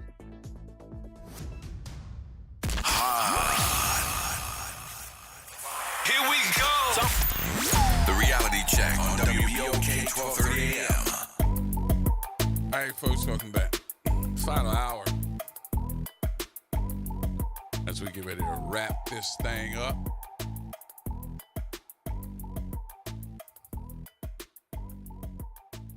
I don't know. I'm disappointed in the vote today. Not because I know Ed Michelle. I don't know Ed Michelle. I have no idea about him. I have no idea about him. Couldn't tell you if I passed by him right now who he was. He probably could tell you who I was because, you know, from what I understand, when you talk about him like that, he's vindictive and he's going to look into you. Whatever. What you see. But what I will tell you is the fact that these issues of a city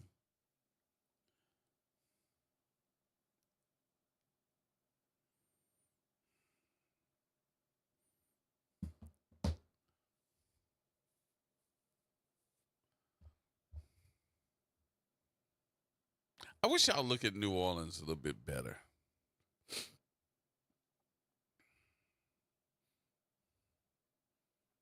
Gerard, what you trying to say? I wish y'all would look at New Orleans a little bit better. We get all happy when we get somebody that look like us into different positions of authority. Oh, when we get a black female mayor. Ooh. Oh, when we get a new leader and this person that look like us. Ooh. Oh, when we get this one like this, and they look like me and you. Ooh.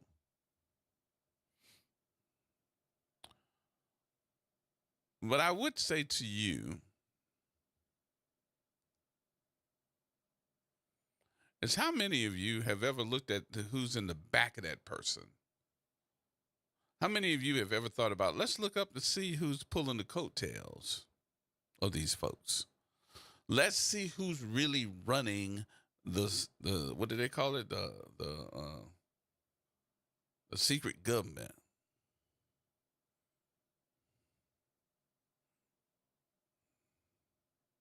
And if I can't run you and tell you what to do, guess what I do? I find and implode. I get so mad, I end up inventing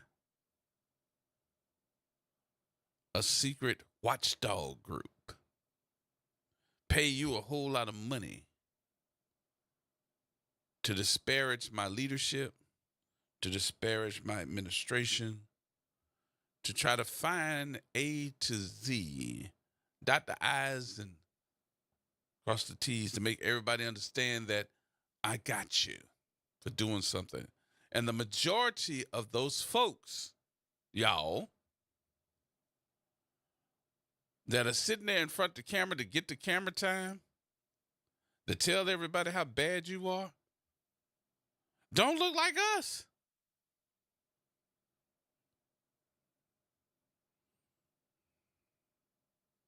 What you mean, Gerard? Y'all think about something. The watchdog group, that's the bobblehead that sits there and tells everybody just how bad you are. That gets the microphone all the time, and we see them sitting there telling us, and this is what we do, and this is what we do, and this is what we do. Has a last name of Gornechi.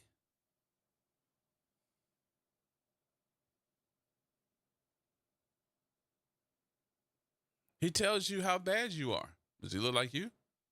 Where he come from? How you making $187,000 a year? And you have maybe one other person working in the office. The majority of the stuff that you're hearing is not law. It's opinion. And we sit there and go, oh my God, he's all right. No, it's opinion. If it was the law and you were the law enforcer, he would have a duty to have to go down there and put some handcuffs on some folks if they were doing so wrong. It's opinion. It's a non-profit opinion. Who's paying you that money?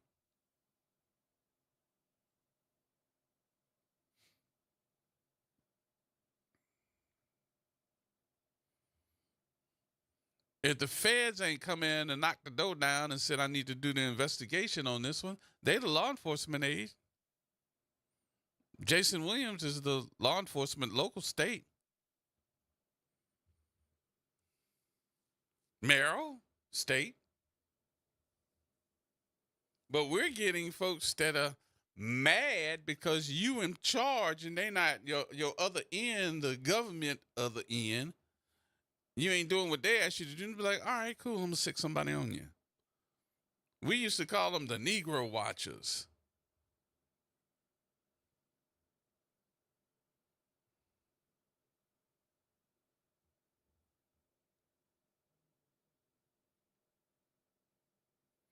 But how in the world can all of us in today's society, if we just go back 8 years, when we had a white guy who was the mayor of the city that did so much dirt, baby, there was so much dirt, we should have just basically been dealing out daggone dirt. Did so much dirt. And none of them folks said an inkling, not one damn word. You didn't even know that commission even, I mean, is it still up? Then all of a sudden, here come LaToya and baby, bam, here. Hey, what's going on? I survived. Here you are, boogity boo. Like, boogity boo? Where you come from? Where you been for the last 8 years? Sitting back? You ain't said nothing about all the stuff that we heard. All the stuff. Did y'all do an investigation? Did the OIG do some type of investigation? I ain't never heard none of y'all.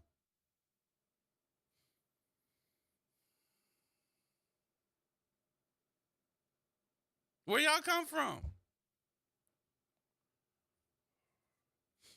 Your former chief, back during Mitch's day, he did so much dirt, man. We were trying to tell you, hello, look at this, look at this, look at this. He was laughing in our face. He come sit on my show and laugh at me, even though the stuff that I was saying was true. He didn't care. Who was investigating it? Nobody. What'd he do? They said, you either retire or we're going to prosecute you. He fell off. Guess what he did? He fell off. He was like, all right, I'm going to retire. I'm going to retire because Mitch made him. Well, guess what he got? The golden parachute. Now he's tenured as a professor at a university. Tenured.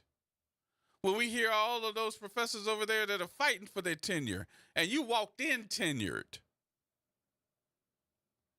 And now the media be calling him as a professional. Well, you know, he knows this, da, da, da. He can be our spokesperson. Really? And y'all did the same thing for the disgraced U.S. attorney. And y'all made him a professional. What? I'll be the spokesperson for that. Tell me you can't tell me jack. George. Man, what's going on, brother? What's happening with you?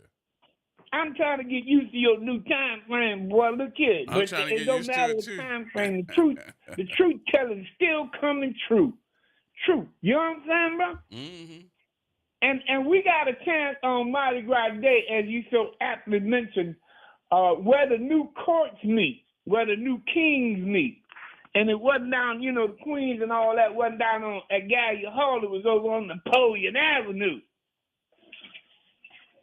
I'm trying to say the new queens meet at Napoleon Avenue, huh? No, where they met, the wreck king met the queen on Napoleon Avenue. Oh, you talking about Fat Tuesday? Yeah, Pascal. Well, we saw the whole court. Everybody on that whole bleacher section, including the Saints owner. Yeah, Gail Benson. Mm-hmm. Well, no dark faces up there nowhere. Hell, there was hardly any dark faces in the crowd, bro. Well, it is what it is. We got a chance to peep under the skirt a little bit, and they showed us under the skirt. Yes, indeed. They showed us, bro. That skirt was short, boy. I was looking at them neck and buttons. I'm like, oh, man, they got poo-poo on their butt. So let me ask you this. What do you think about the mayor's travel? Man, look. That, at this point, the mayor said, hey, look, it already was planned. It ain't going to cost y'all nothing. But the crime commission guy, what's that name? That guy, the crime commissioner? Mr. Guarnecci? Yeah, he come on live on TV and said, look how she just flunked with big disregard to the city, to the public, to everybody. He just got there and just chewed her up and spit her out, even though she said it wasn't costing the city nothing. Mm-hmm. You know what I'm saying, bro? You know what I'm saying? That's what I'm talking about, just despicable in your face. Did you say y'all don't understand what's... Yo, bro, you know what I'm saying? Mm-hmm. I got you. Yeah, it was despicable in your face, boy. And I don't know, bro. I don't know. I'm like the brother was up in front of city council saying that if they don't switch up stuff on how they operate the government, he said when they did the survey, 51% of the people ready to egg up out of here, and all that is. Oh, no, that ain't 51% white people. I just think the majority of folks are just tired of the rhetoric. I mean, because some of this stuff is just plain stupid to me. And it's actually a children's fight to me. That's what's going on. This ain't even politics. This is children fighting. It is insane. But you know who you don't ask that question of, bro? That question you don't ask that brother. What you had him on the spot the other day. He was supposed to be some ethics committee or something supposed to be meeting. Mm-hmm. What's that brother's name? That bad brother, that intelligent black man. You talking about Nooney?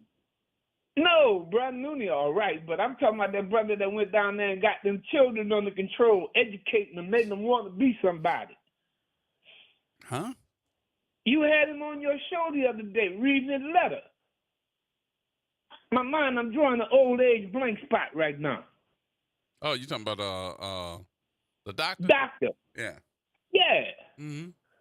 That's what you're talking about. Look how they went after that brother with no real, just put that brother all out in the street, ran him over, took the bus and backed up on him, tried to knock him out, but he kept getting up. Yeah.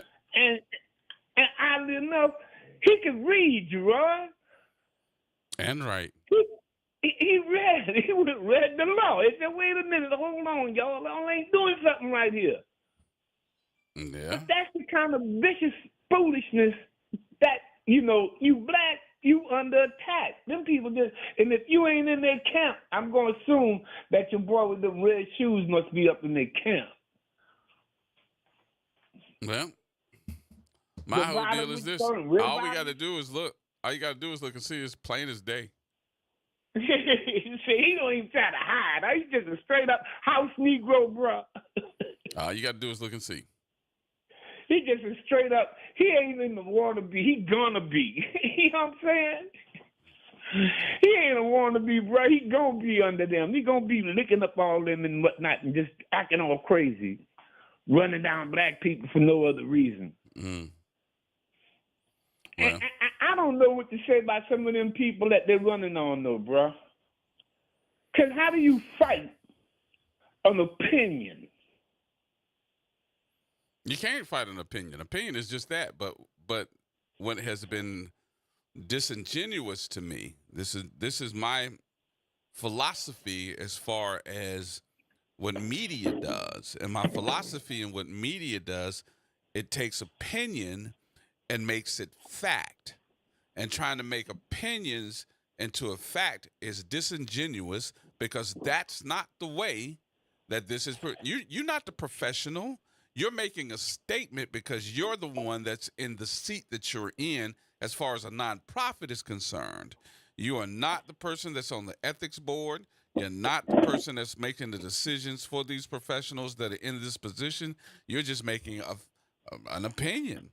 And your opinion is stated and put out there like fact. And it's not necessarily that way all the time. And grab big old microphones, too. They keep sticking and they get the microphones. And they get the microphones. So it's just not that. Hell, I'm not just talking about the media. I'm talking about me, too. You know, I can sit there and have my facts can be just as bad. But I'll sit up and tell you what I think. But I also ask sometimes, majority of the times, I'll ask, but the majority of times, I want to know what you feel. So before I state my facts, I'd like to know what yours are. But here's where I'm gonna go down with you, bro. You just clinched the bottom part of it. Before you state your facts, then that's the difference between facts and opinion. Because facts, you can usually back them up with information. You can back them up with actual time, date, stamps. You know what I'm saying? You can read. But when you do what you do, it's to engage somebody like me on the other end and gets me thinking about some stuff. And generally, what you did split the hair with is how easy people buy the opinions without having real facts or information behind. That's why I listen to WBOK, Gerard G. Man Stevens. You know what I'm saying, bro? Help us, Jesus. Help us. You know what I'm saying, brother? Mm-hmm. Jesus, yes, because we need Jesus in this moment, but we also need brothers like you on the radio keep spitting out that truth. Yes, indeed. Because people get swayed, you know, in some interesting kind of ways without even thinking to read or look or pry or listen. Because I'm a firm believer that you will always hear the truth, even if you only hear it one time. It's gonna come out, mm-hmm. and then they'll just mish it up and mash it up so bad, you know, because people just I don't know. People eat cheap cheese. I don't know, bro.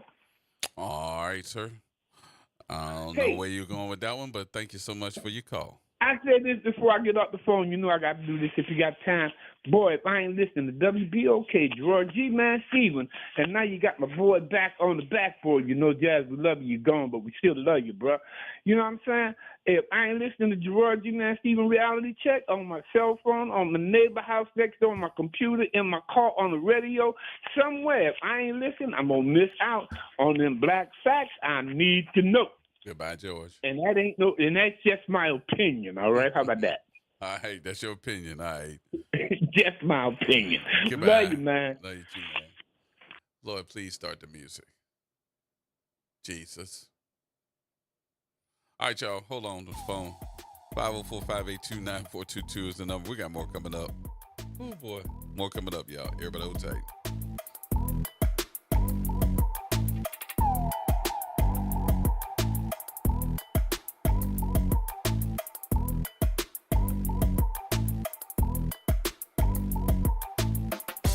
The New Orleans Jazz and Heritage Foundation is the nonprofit organization that owns the New Orleans Jazz and Heritage Festival presented by Shell. With the funds generated from Jazz Fest, the foundation invests in Louisiana communities through economic development, cultural enrichment, and free educational programs. To learn more about the New Orleans Jazz and Heritage Foundation, please visit us at www.jazzandheritage.org. Do you know what United Way can do for you and your community? Find out by listening to United Way and You every Thursday at noon on WBOK 1230.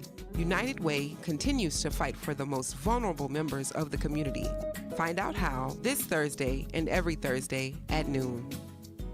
Attention teachers, the 19th Annual Charter School Teacher Job Fair is Saturday, March 15th from 9 a.m. to noon at Hines Charter School in New Orleans. Dozens of public charter schools seek to hire hundreds of professional educators and school workers. Full-time and part-time positions are available. Bring several resumes and register now. The fair is free. Simply go to gnocollaborative.com to register. Post your resume and review vacancies. Register at gnocollaborative.com today. Hello, I'm Gary Clark. Please tune in to Dr. Clark 101, The Living Classroom, which is broadcasted weekly every Wednesday at 12:30 p.m. on WBOK 1230 a.m. on your dial. And as always, it's been a pleasure. Making a difference in the community. WBOK 1230 a.m. The Reality Check on WBOK 1230 a.m. All right, folks, welcome back. All right, Kevin, what's going on with you? Hey, I'm Rod as always, man. Thank y'all for what y'all do. If it wasn't for y'all, we wouldn't even be having these kind of dialogues. My story is always the same. The bottom line is this. We keep worrying about what other people are doing, either negative or positive. No one takes care of you like you. When you're a child, you do childish things. When you become an adult, you're supposed to put away childish ways. What's happening is, and you mentioned, this is really race, sex, age, all those things are really subterfuge. And this is a distraction. What this is really all about, and you can see it in Trump's inauguration, the conglomeration of people that made it inside the room for his conglomeration. The conglomeration of people who made it inside his inauguration. It was billionaires, okay? Wasn't even the leadership. It wasn't even government leadership. It was billion. Government leaders couldn't even get in the room, okay? And this is not new. This has been going on since civilization. And when I mean civilization, we like to talk about culture. Culture is not shaking your butt. It's not just shaking your butt. It's a standard of behavior for every aspect of in your society. What is your community standard of behavior? Okay? Until black people start, and I'm not talking about the poor black people, because really, this is really what it's about. It's about the 1%, the less than 1% of the population on the planet, America included, that's controlling 99% of the population, blacks, whites, and all others. Look at the pattern of the leaders of importance and how they end up, and the connection, the similarities between them. Jesus Christ started having a group of people following him. They killed him. And Martin Luther King started having a mixed group of people seeing what Trump and them like to call woke, becoming awoke about what was going on. They killed him. Malcolm started dealing with a mixed group of people. When he went to Mecca, he realized that race was a distraction. There were white Muslims too. Okay, they killed him. Fred Hampton, Black Panthers, when he started connecting with white boys, with the Hell's Angels and stuff like that, they killed him. What they said in the movie Malcolm X, when Malcolm X told all those Muslims to turn around, and they said that Negro got too much power. That's what this is about. okay? Until black folks start coming together in think tanks. And I'm not talking about, we need to quit talking about, because you mentioned, well, New Orleans, we need to look at it differently. Man, this is going on all over the world. But that wasn't Black Fred folks, Hampton. That was Malcolm X. huh? Am I wrong in assuming that that wasn't Hampton? That was Malcolm X when they said he got too much power. I'm sorry. You said what? You're wrong in assuming what now? You said when you said that Negro got too much power. I said that wasn't Hampton. That was Malcolm X. Yeah, that was that's what I mentioned in the movie. Okay. And of course that was just a movie. I just thought you said that was Fred Hampton. I was trying to make sure. That's just I don't even know if that really happened, but the metaphor is still real. Okay, the metaphor is when you got power.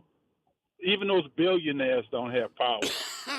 Trump got those billionaires as lapdogs. They're afraid of him because he's willing to do what he has to do. This is a brutal world, okay? And I just showed you all examples of how it's brutal, okay? With all those leaders and how they went when they start challenging principalities. Look, these people are lawless. They've been lawless ever since mankind started, quite frankly.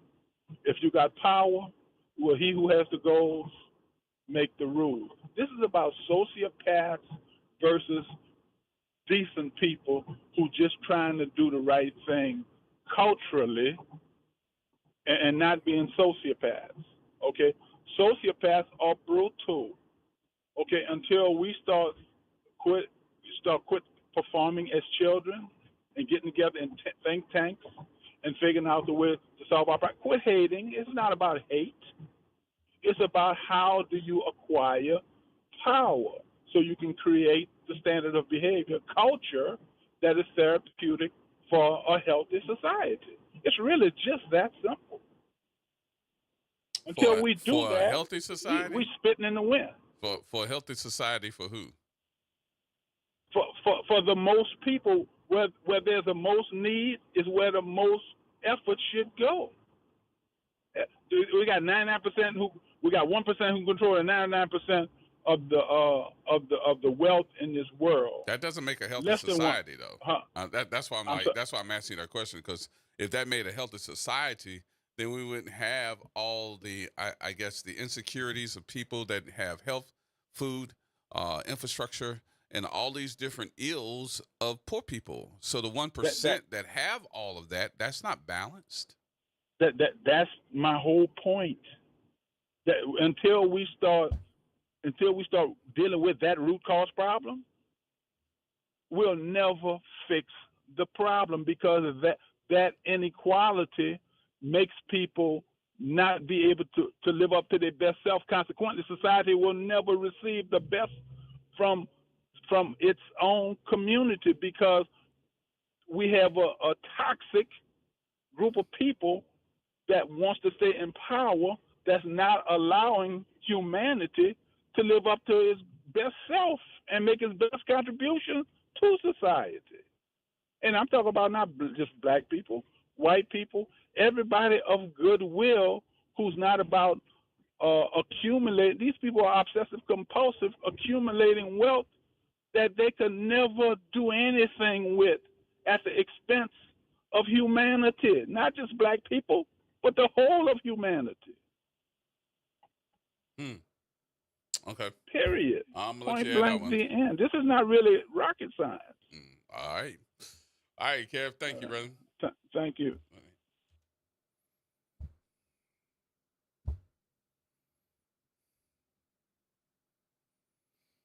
So this is usually, and I guess I can break that down and say, he who has the money is usually in charge. He who holds the gold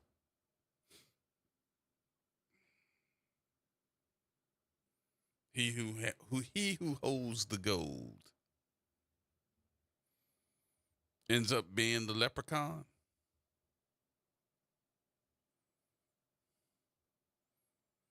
And then I'm looking around and saying, are we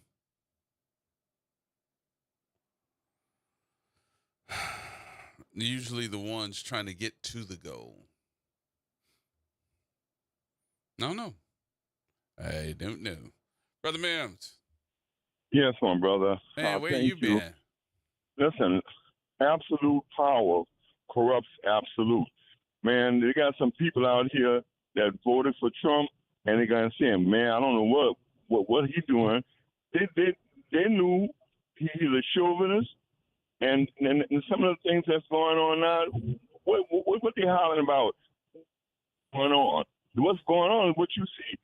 You got some man that's a millionaire. He the president. I mean,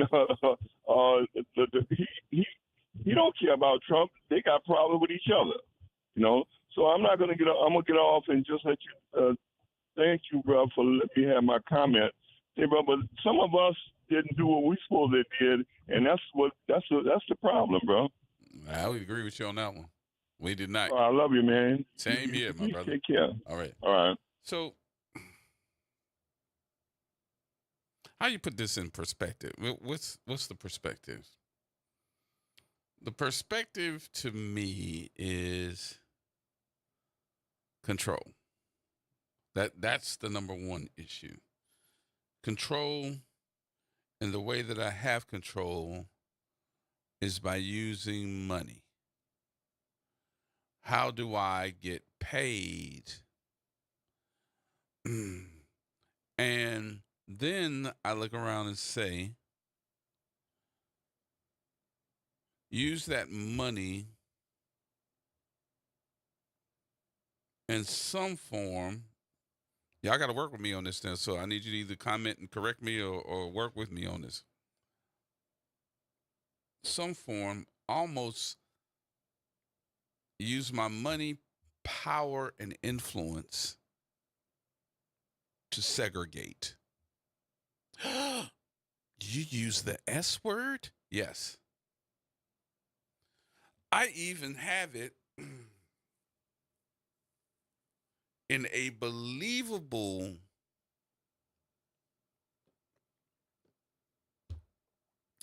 I'm gonna put it in this perspective. I've got some of you, not just on a race basis. I got some of you believing that the way to prosperity is your way of working in the business that we are known in New Orleans. What business is the number one business in New Orleans? Which one would you say it is? Come on, somebody. Everybody, you can be on social media. I'll call you out on it.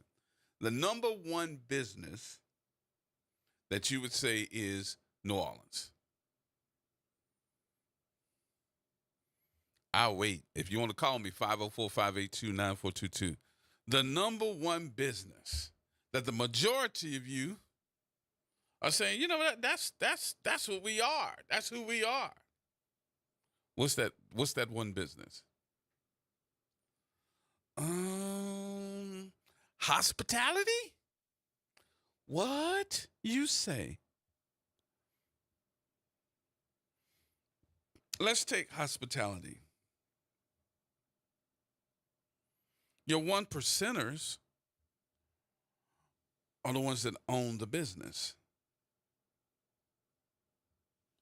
I own the hotel.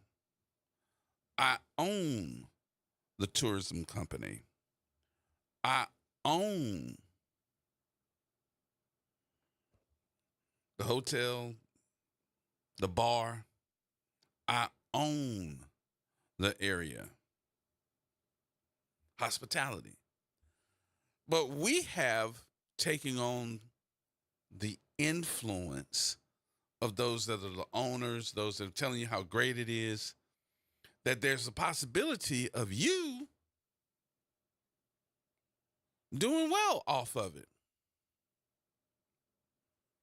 Hold up there, y'all. Hold up there, y'all. I need you to understand something. Because you're making money and you can pay your bills today, You can pay your car note. You can pay your rent. You can pay your power bill. But what if you get sick? Then you're not known that way. You're known as a person that's living check to check, pay period to pay period. Or if there's a pandemic, or if there is something that comes up that's detrimental to you and your family, God knows we don't want it to be that way. But I'm listening to you, and I want you to understand while I'm putting it in this perspective. But those 1%ers who are privileged in that area, they're the first ones to go run into the government to say, I can't believe that I'm in this bind. Hey, look, we got to do something about this. And they give them the big PPP loans for them to be able to pay you what they want to pay you, or to be able to pay for their mortgages. They go to them to give them the big money. Ain't nobody called you up and said, hey, I know you made $100,000 last year, so here go $100,000 in PPP loans for you. Some of you may have gotten some good money and some good change, but it's the owners, the ones of that tourism company, of that hotel, of that bar. They're the business owners. They're the ones that make you rich. But how many of us have heard of anybody in the hospitality business that have retired to say, I'm rich, bitch? I have put in your atmosphere that being in the hospitality business will make you wealthy. Why? Because you're dealing with cash. You get tips. You get this money. I can do all right. Make me a couple of $200-$300 a week. I'm doing all right. I got a little extra change in my pocket. But if you got a car note, that $200-$300 a week, that's gone. You got to pay your car note. I got to pay my insurance. I got to pay my rent. I got to pay for my child's tuition. I got to pay all these different bills. I'm doing all right. I'm bringing it in, but it's leaving right back out. Hell, why do you think most of us are sitting around and saying, I don't give a damn about the stock market crashing? Why? Because we ain't got no stocks in there. You might have a 401k. You need to at least look at it and see if you can freeze it. Because some of the folks right now, I don't even know if we're paying attention to this. I got to find out what we're doing. Because some of us have not even been paying attention that some of the economists right now are saying we are headed for a recession for real with all these tariffs and all these different issues that this man is bringing to the table right now. And you know what they say? When America gets a cold, black folks got the pneumonia. But we are resilient. We will survive.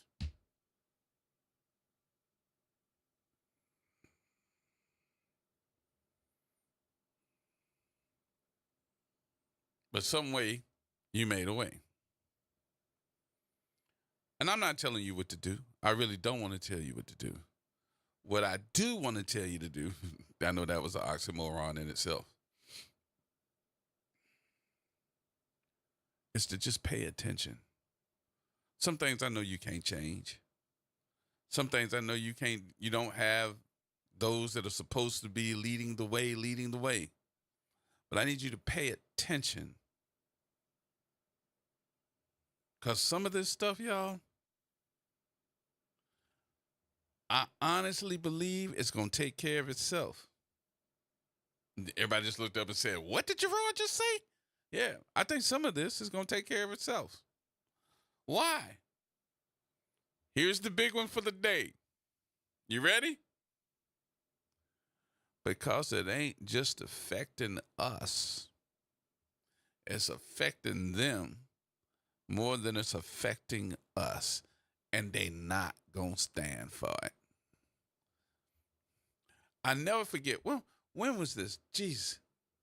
When we had that big recession, when the stock market fell and all of it. Y'all remember that? How long ago was that? About 25 years ago? Had to be. And all of these billionaires, they were like losing their lives because of the fact that they had lost so much money on the stock market and they weren't billionaires anymore. They were jumping off of buildings and all of this other stuff. And I was saying to myself, wait a minute. Dude jumped off of the building because he lost $1 billion. But he still had millions left. He couldn't stand the fact that he was no longer a billionaire, but he was a millionaire. And he still jumped off the building.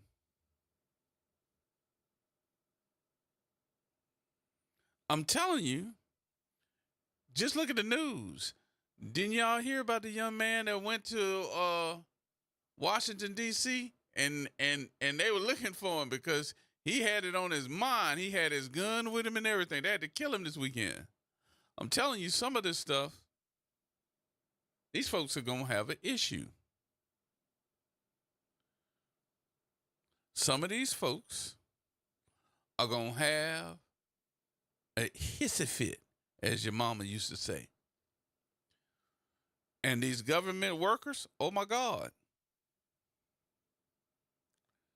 And then you got Elon Musk's space vehicles exploding in the sky. Something is about to break. I'm just hoping that you got your popcorn, sitting by the television, got plenty of butter, and get you a soft drink or a beer. Because the times that we're living in, people's nerves are getting bad. The calmest ones right now, I think, are us. Well, who do you think gonna kick it off, G? I'm thinking that these farmers, boy, y'all don't understand these farmers and how much money they done put into these farmlands. I'm not talking about somebody that's gonna bring you 400-500 watermelons. I'm talking about somebody that got 150 acres of farmland and they shipping 45,000 tomatoes, potatoes, beans, greens, tomatoes. Oh, I'm sorry. I got carried away. And they shipping them overseas, and you putting that type of tariff? Baby. They're going to have tractors rolling down Pennsylvania Avenue in a minute. What these folks did not see and believed because of their lying eyes is the fact that that man will screw you just like he screwed us. And all I got to tell y'all that believed it and did the vote and went out there and got the vote and we Trump, baby, Trump, is to boot up and take it like a man. Boot up. Because it's your turn. You the ones that believe the boo-boo.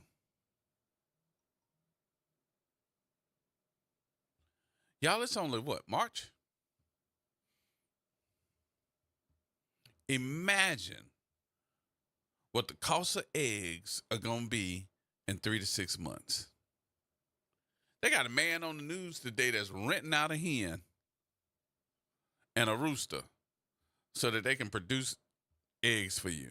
I was like, that's one of the smartest things. Can you imagine what the cost? Because I can tell you what's next. It's going to be livestock. It's going to be who's picking all the fruits and vegetables.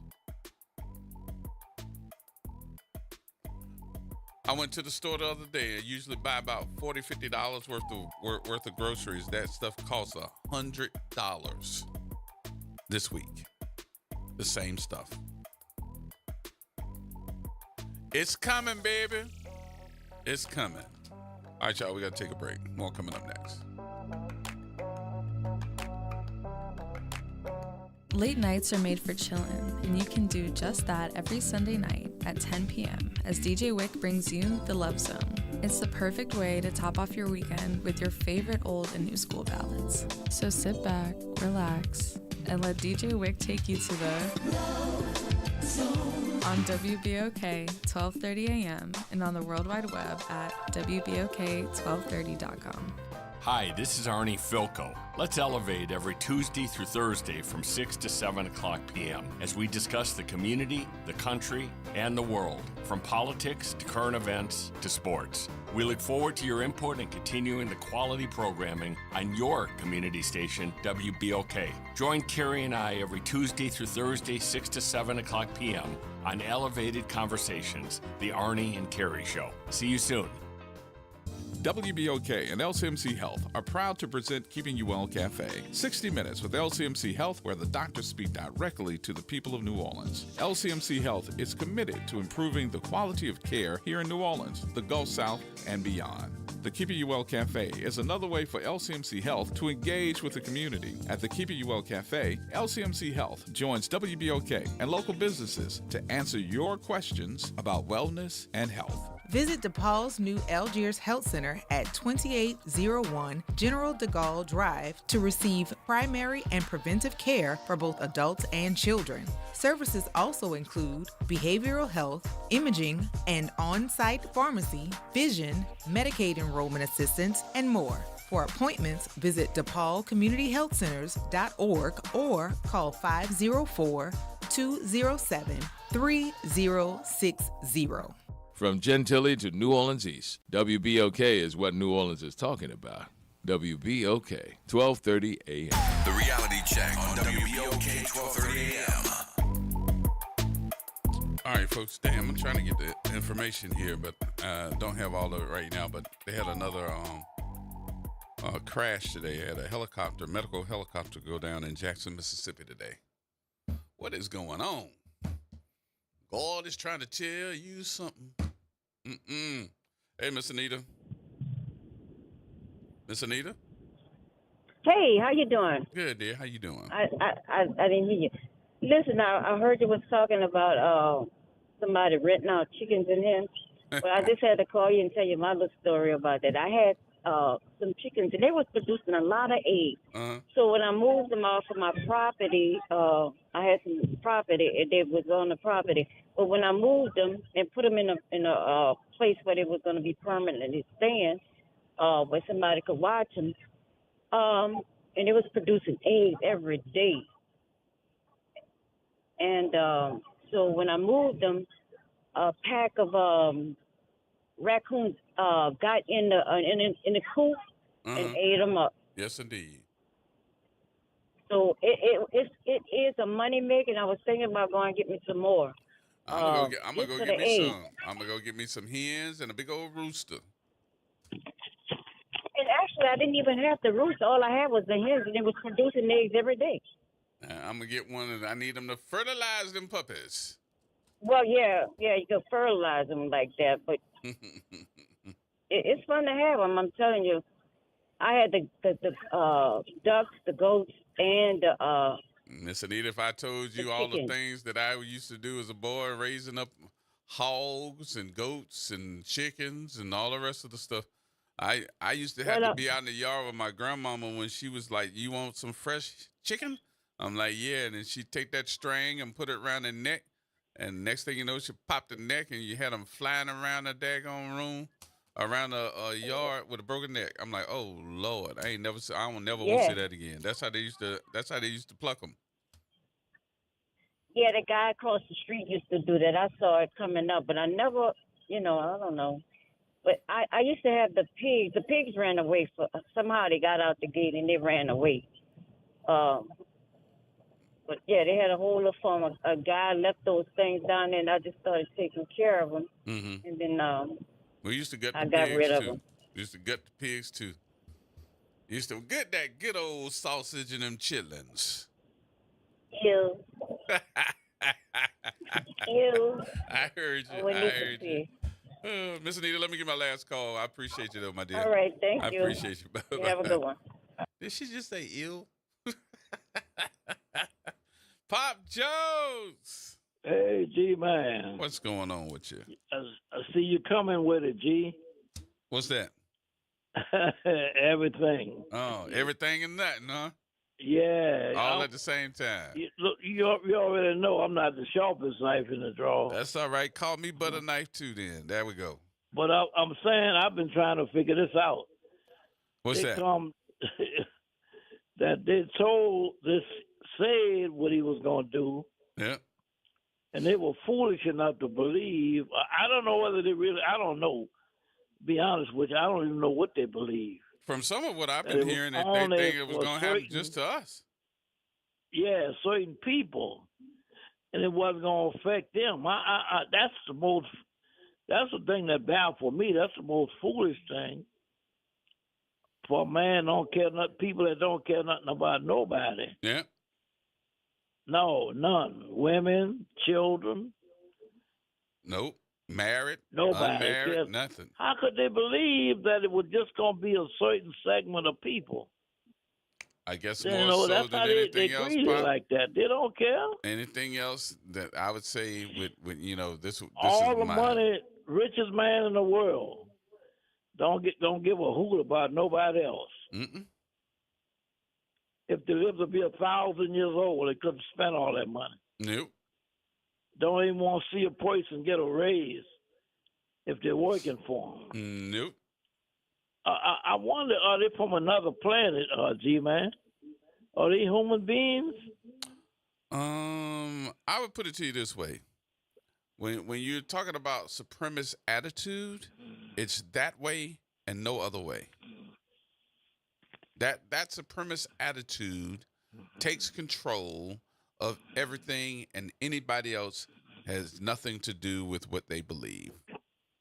And that supremacist attitude will take you to the end of the earth, thinking that the earth is flat instead of it being round. What G-Man? I know I'm gonna start something now. I'm a poison of fate. Been in church all my life. Oh, they got plenty of them. A kid. They got plenty of them, Well, but you got to understand what what I'm their trying to faith is figure about. out. They Do you see the church standing up against this? Nope. They supported it. Huh? They supported it. They support it. They supported it. Yes. That's what So you. that's why it is I said it. That's why you heard of the evangelicals that supported it. Oh yeah, right on. So that answers your question. What aren't they being hurt too, G-Man? Absolutely. So, they didn't think that was going to happen to them. Is They that what you're saying? They getting ready to really feel it too when they start taking away all these grants, all these nonprofits, all of these other issues. And remember something about Doge. I don't know if anybody ever told you this, but I'm going to make sure that everybody understands. If you get a chance, look up Doge and who those folks are. I can tell you that how old they are. They're in their 20s and 30s. Those guys that are working on that crew for Elon Musk are in their 20s and 30s. But what Elon Musk don't understand is he putting himself in a position where those scammers and all those folks that can do cyber attacks on his company and stuff, they gonna get him. If you notice, his space machines, those space rockets and all that, they're starting to blow up now. Mm-hmm. Buddy. If you start looking at all X, if you look at X, they are doing cyber attacks on it.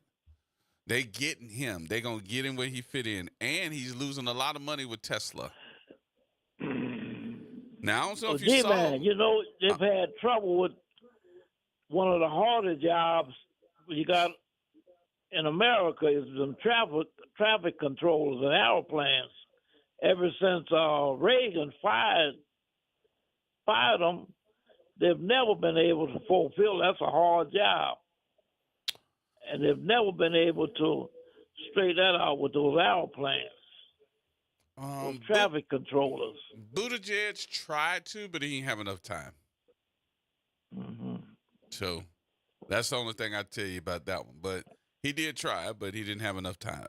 Who is that? He used to be the transportation secretary. Oh, Buttigieg. okay. Oh, yeah. So Okay. he tried to under Biden, but it wasn't enough time. Yeah, you talking about Buttigieg, huh? Buttigieg, yeah.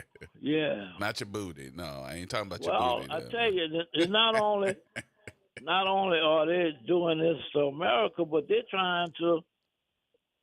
They're misusing our allies, NATO, and everything, Well, man. I don't know if anybody paid attention to what happened in the UK over the weekend, but they got a new president over there in Canada, and he made it a point to say in his acceptance speech, now we're gonna have to deal with Mr. Trump. You want to talk about the Canada folks like that? We ready. You want to put this on? We can go to war. We ain't got no problem.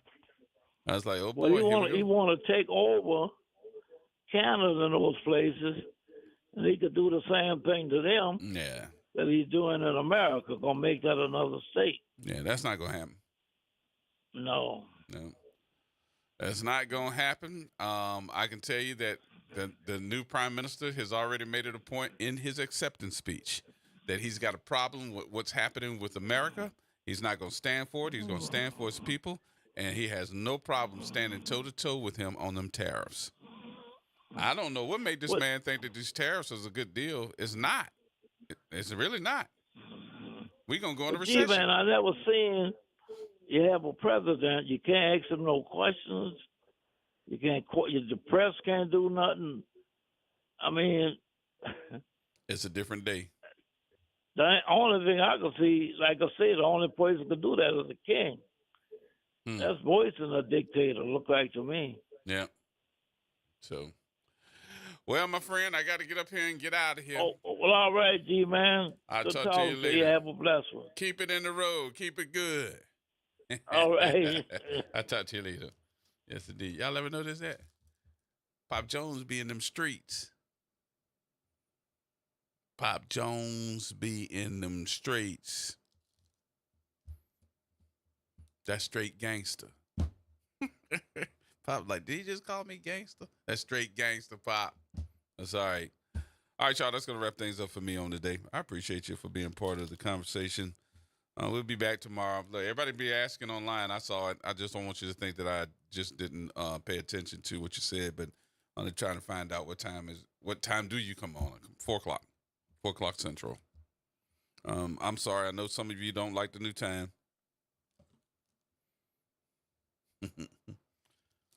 I know some of you just don't like the new time. I was waiting for you to say something. Yeah. Y'all don't know what I had to deal with Wick over there pouting the whole day, pouting and cussing all day long.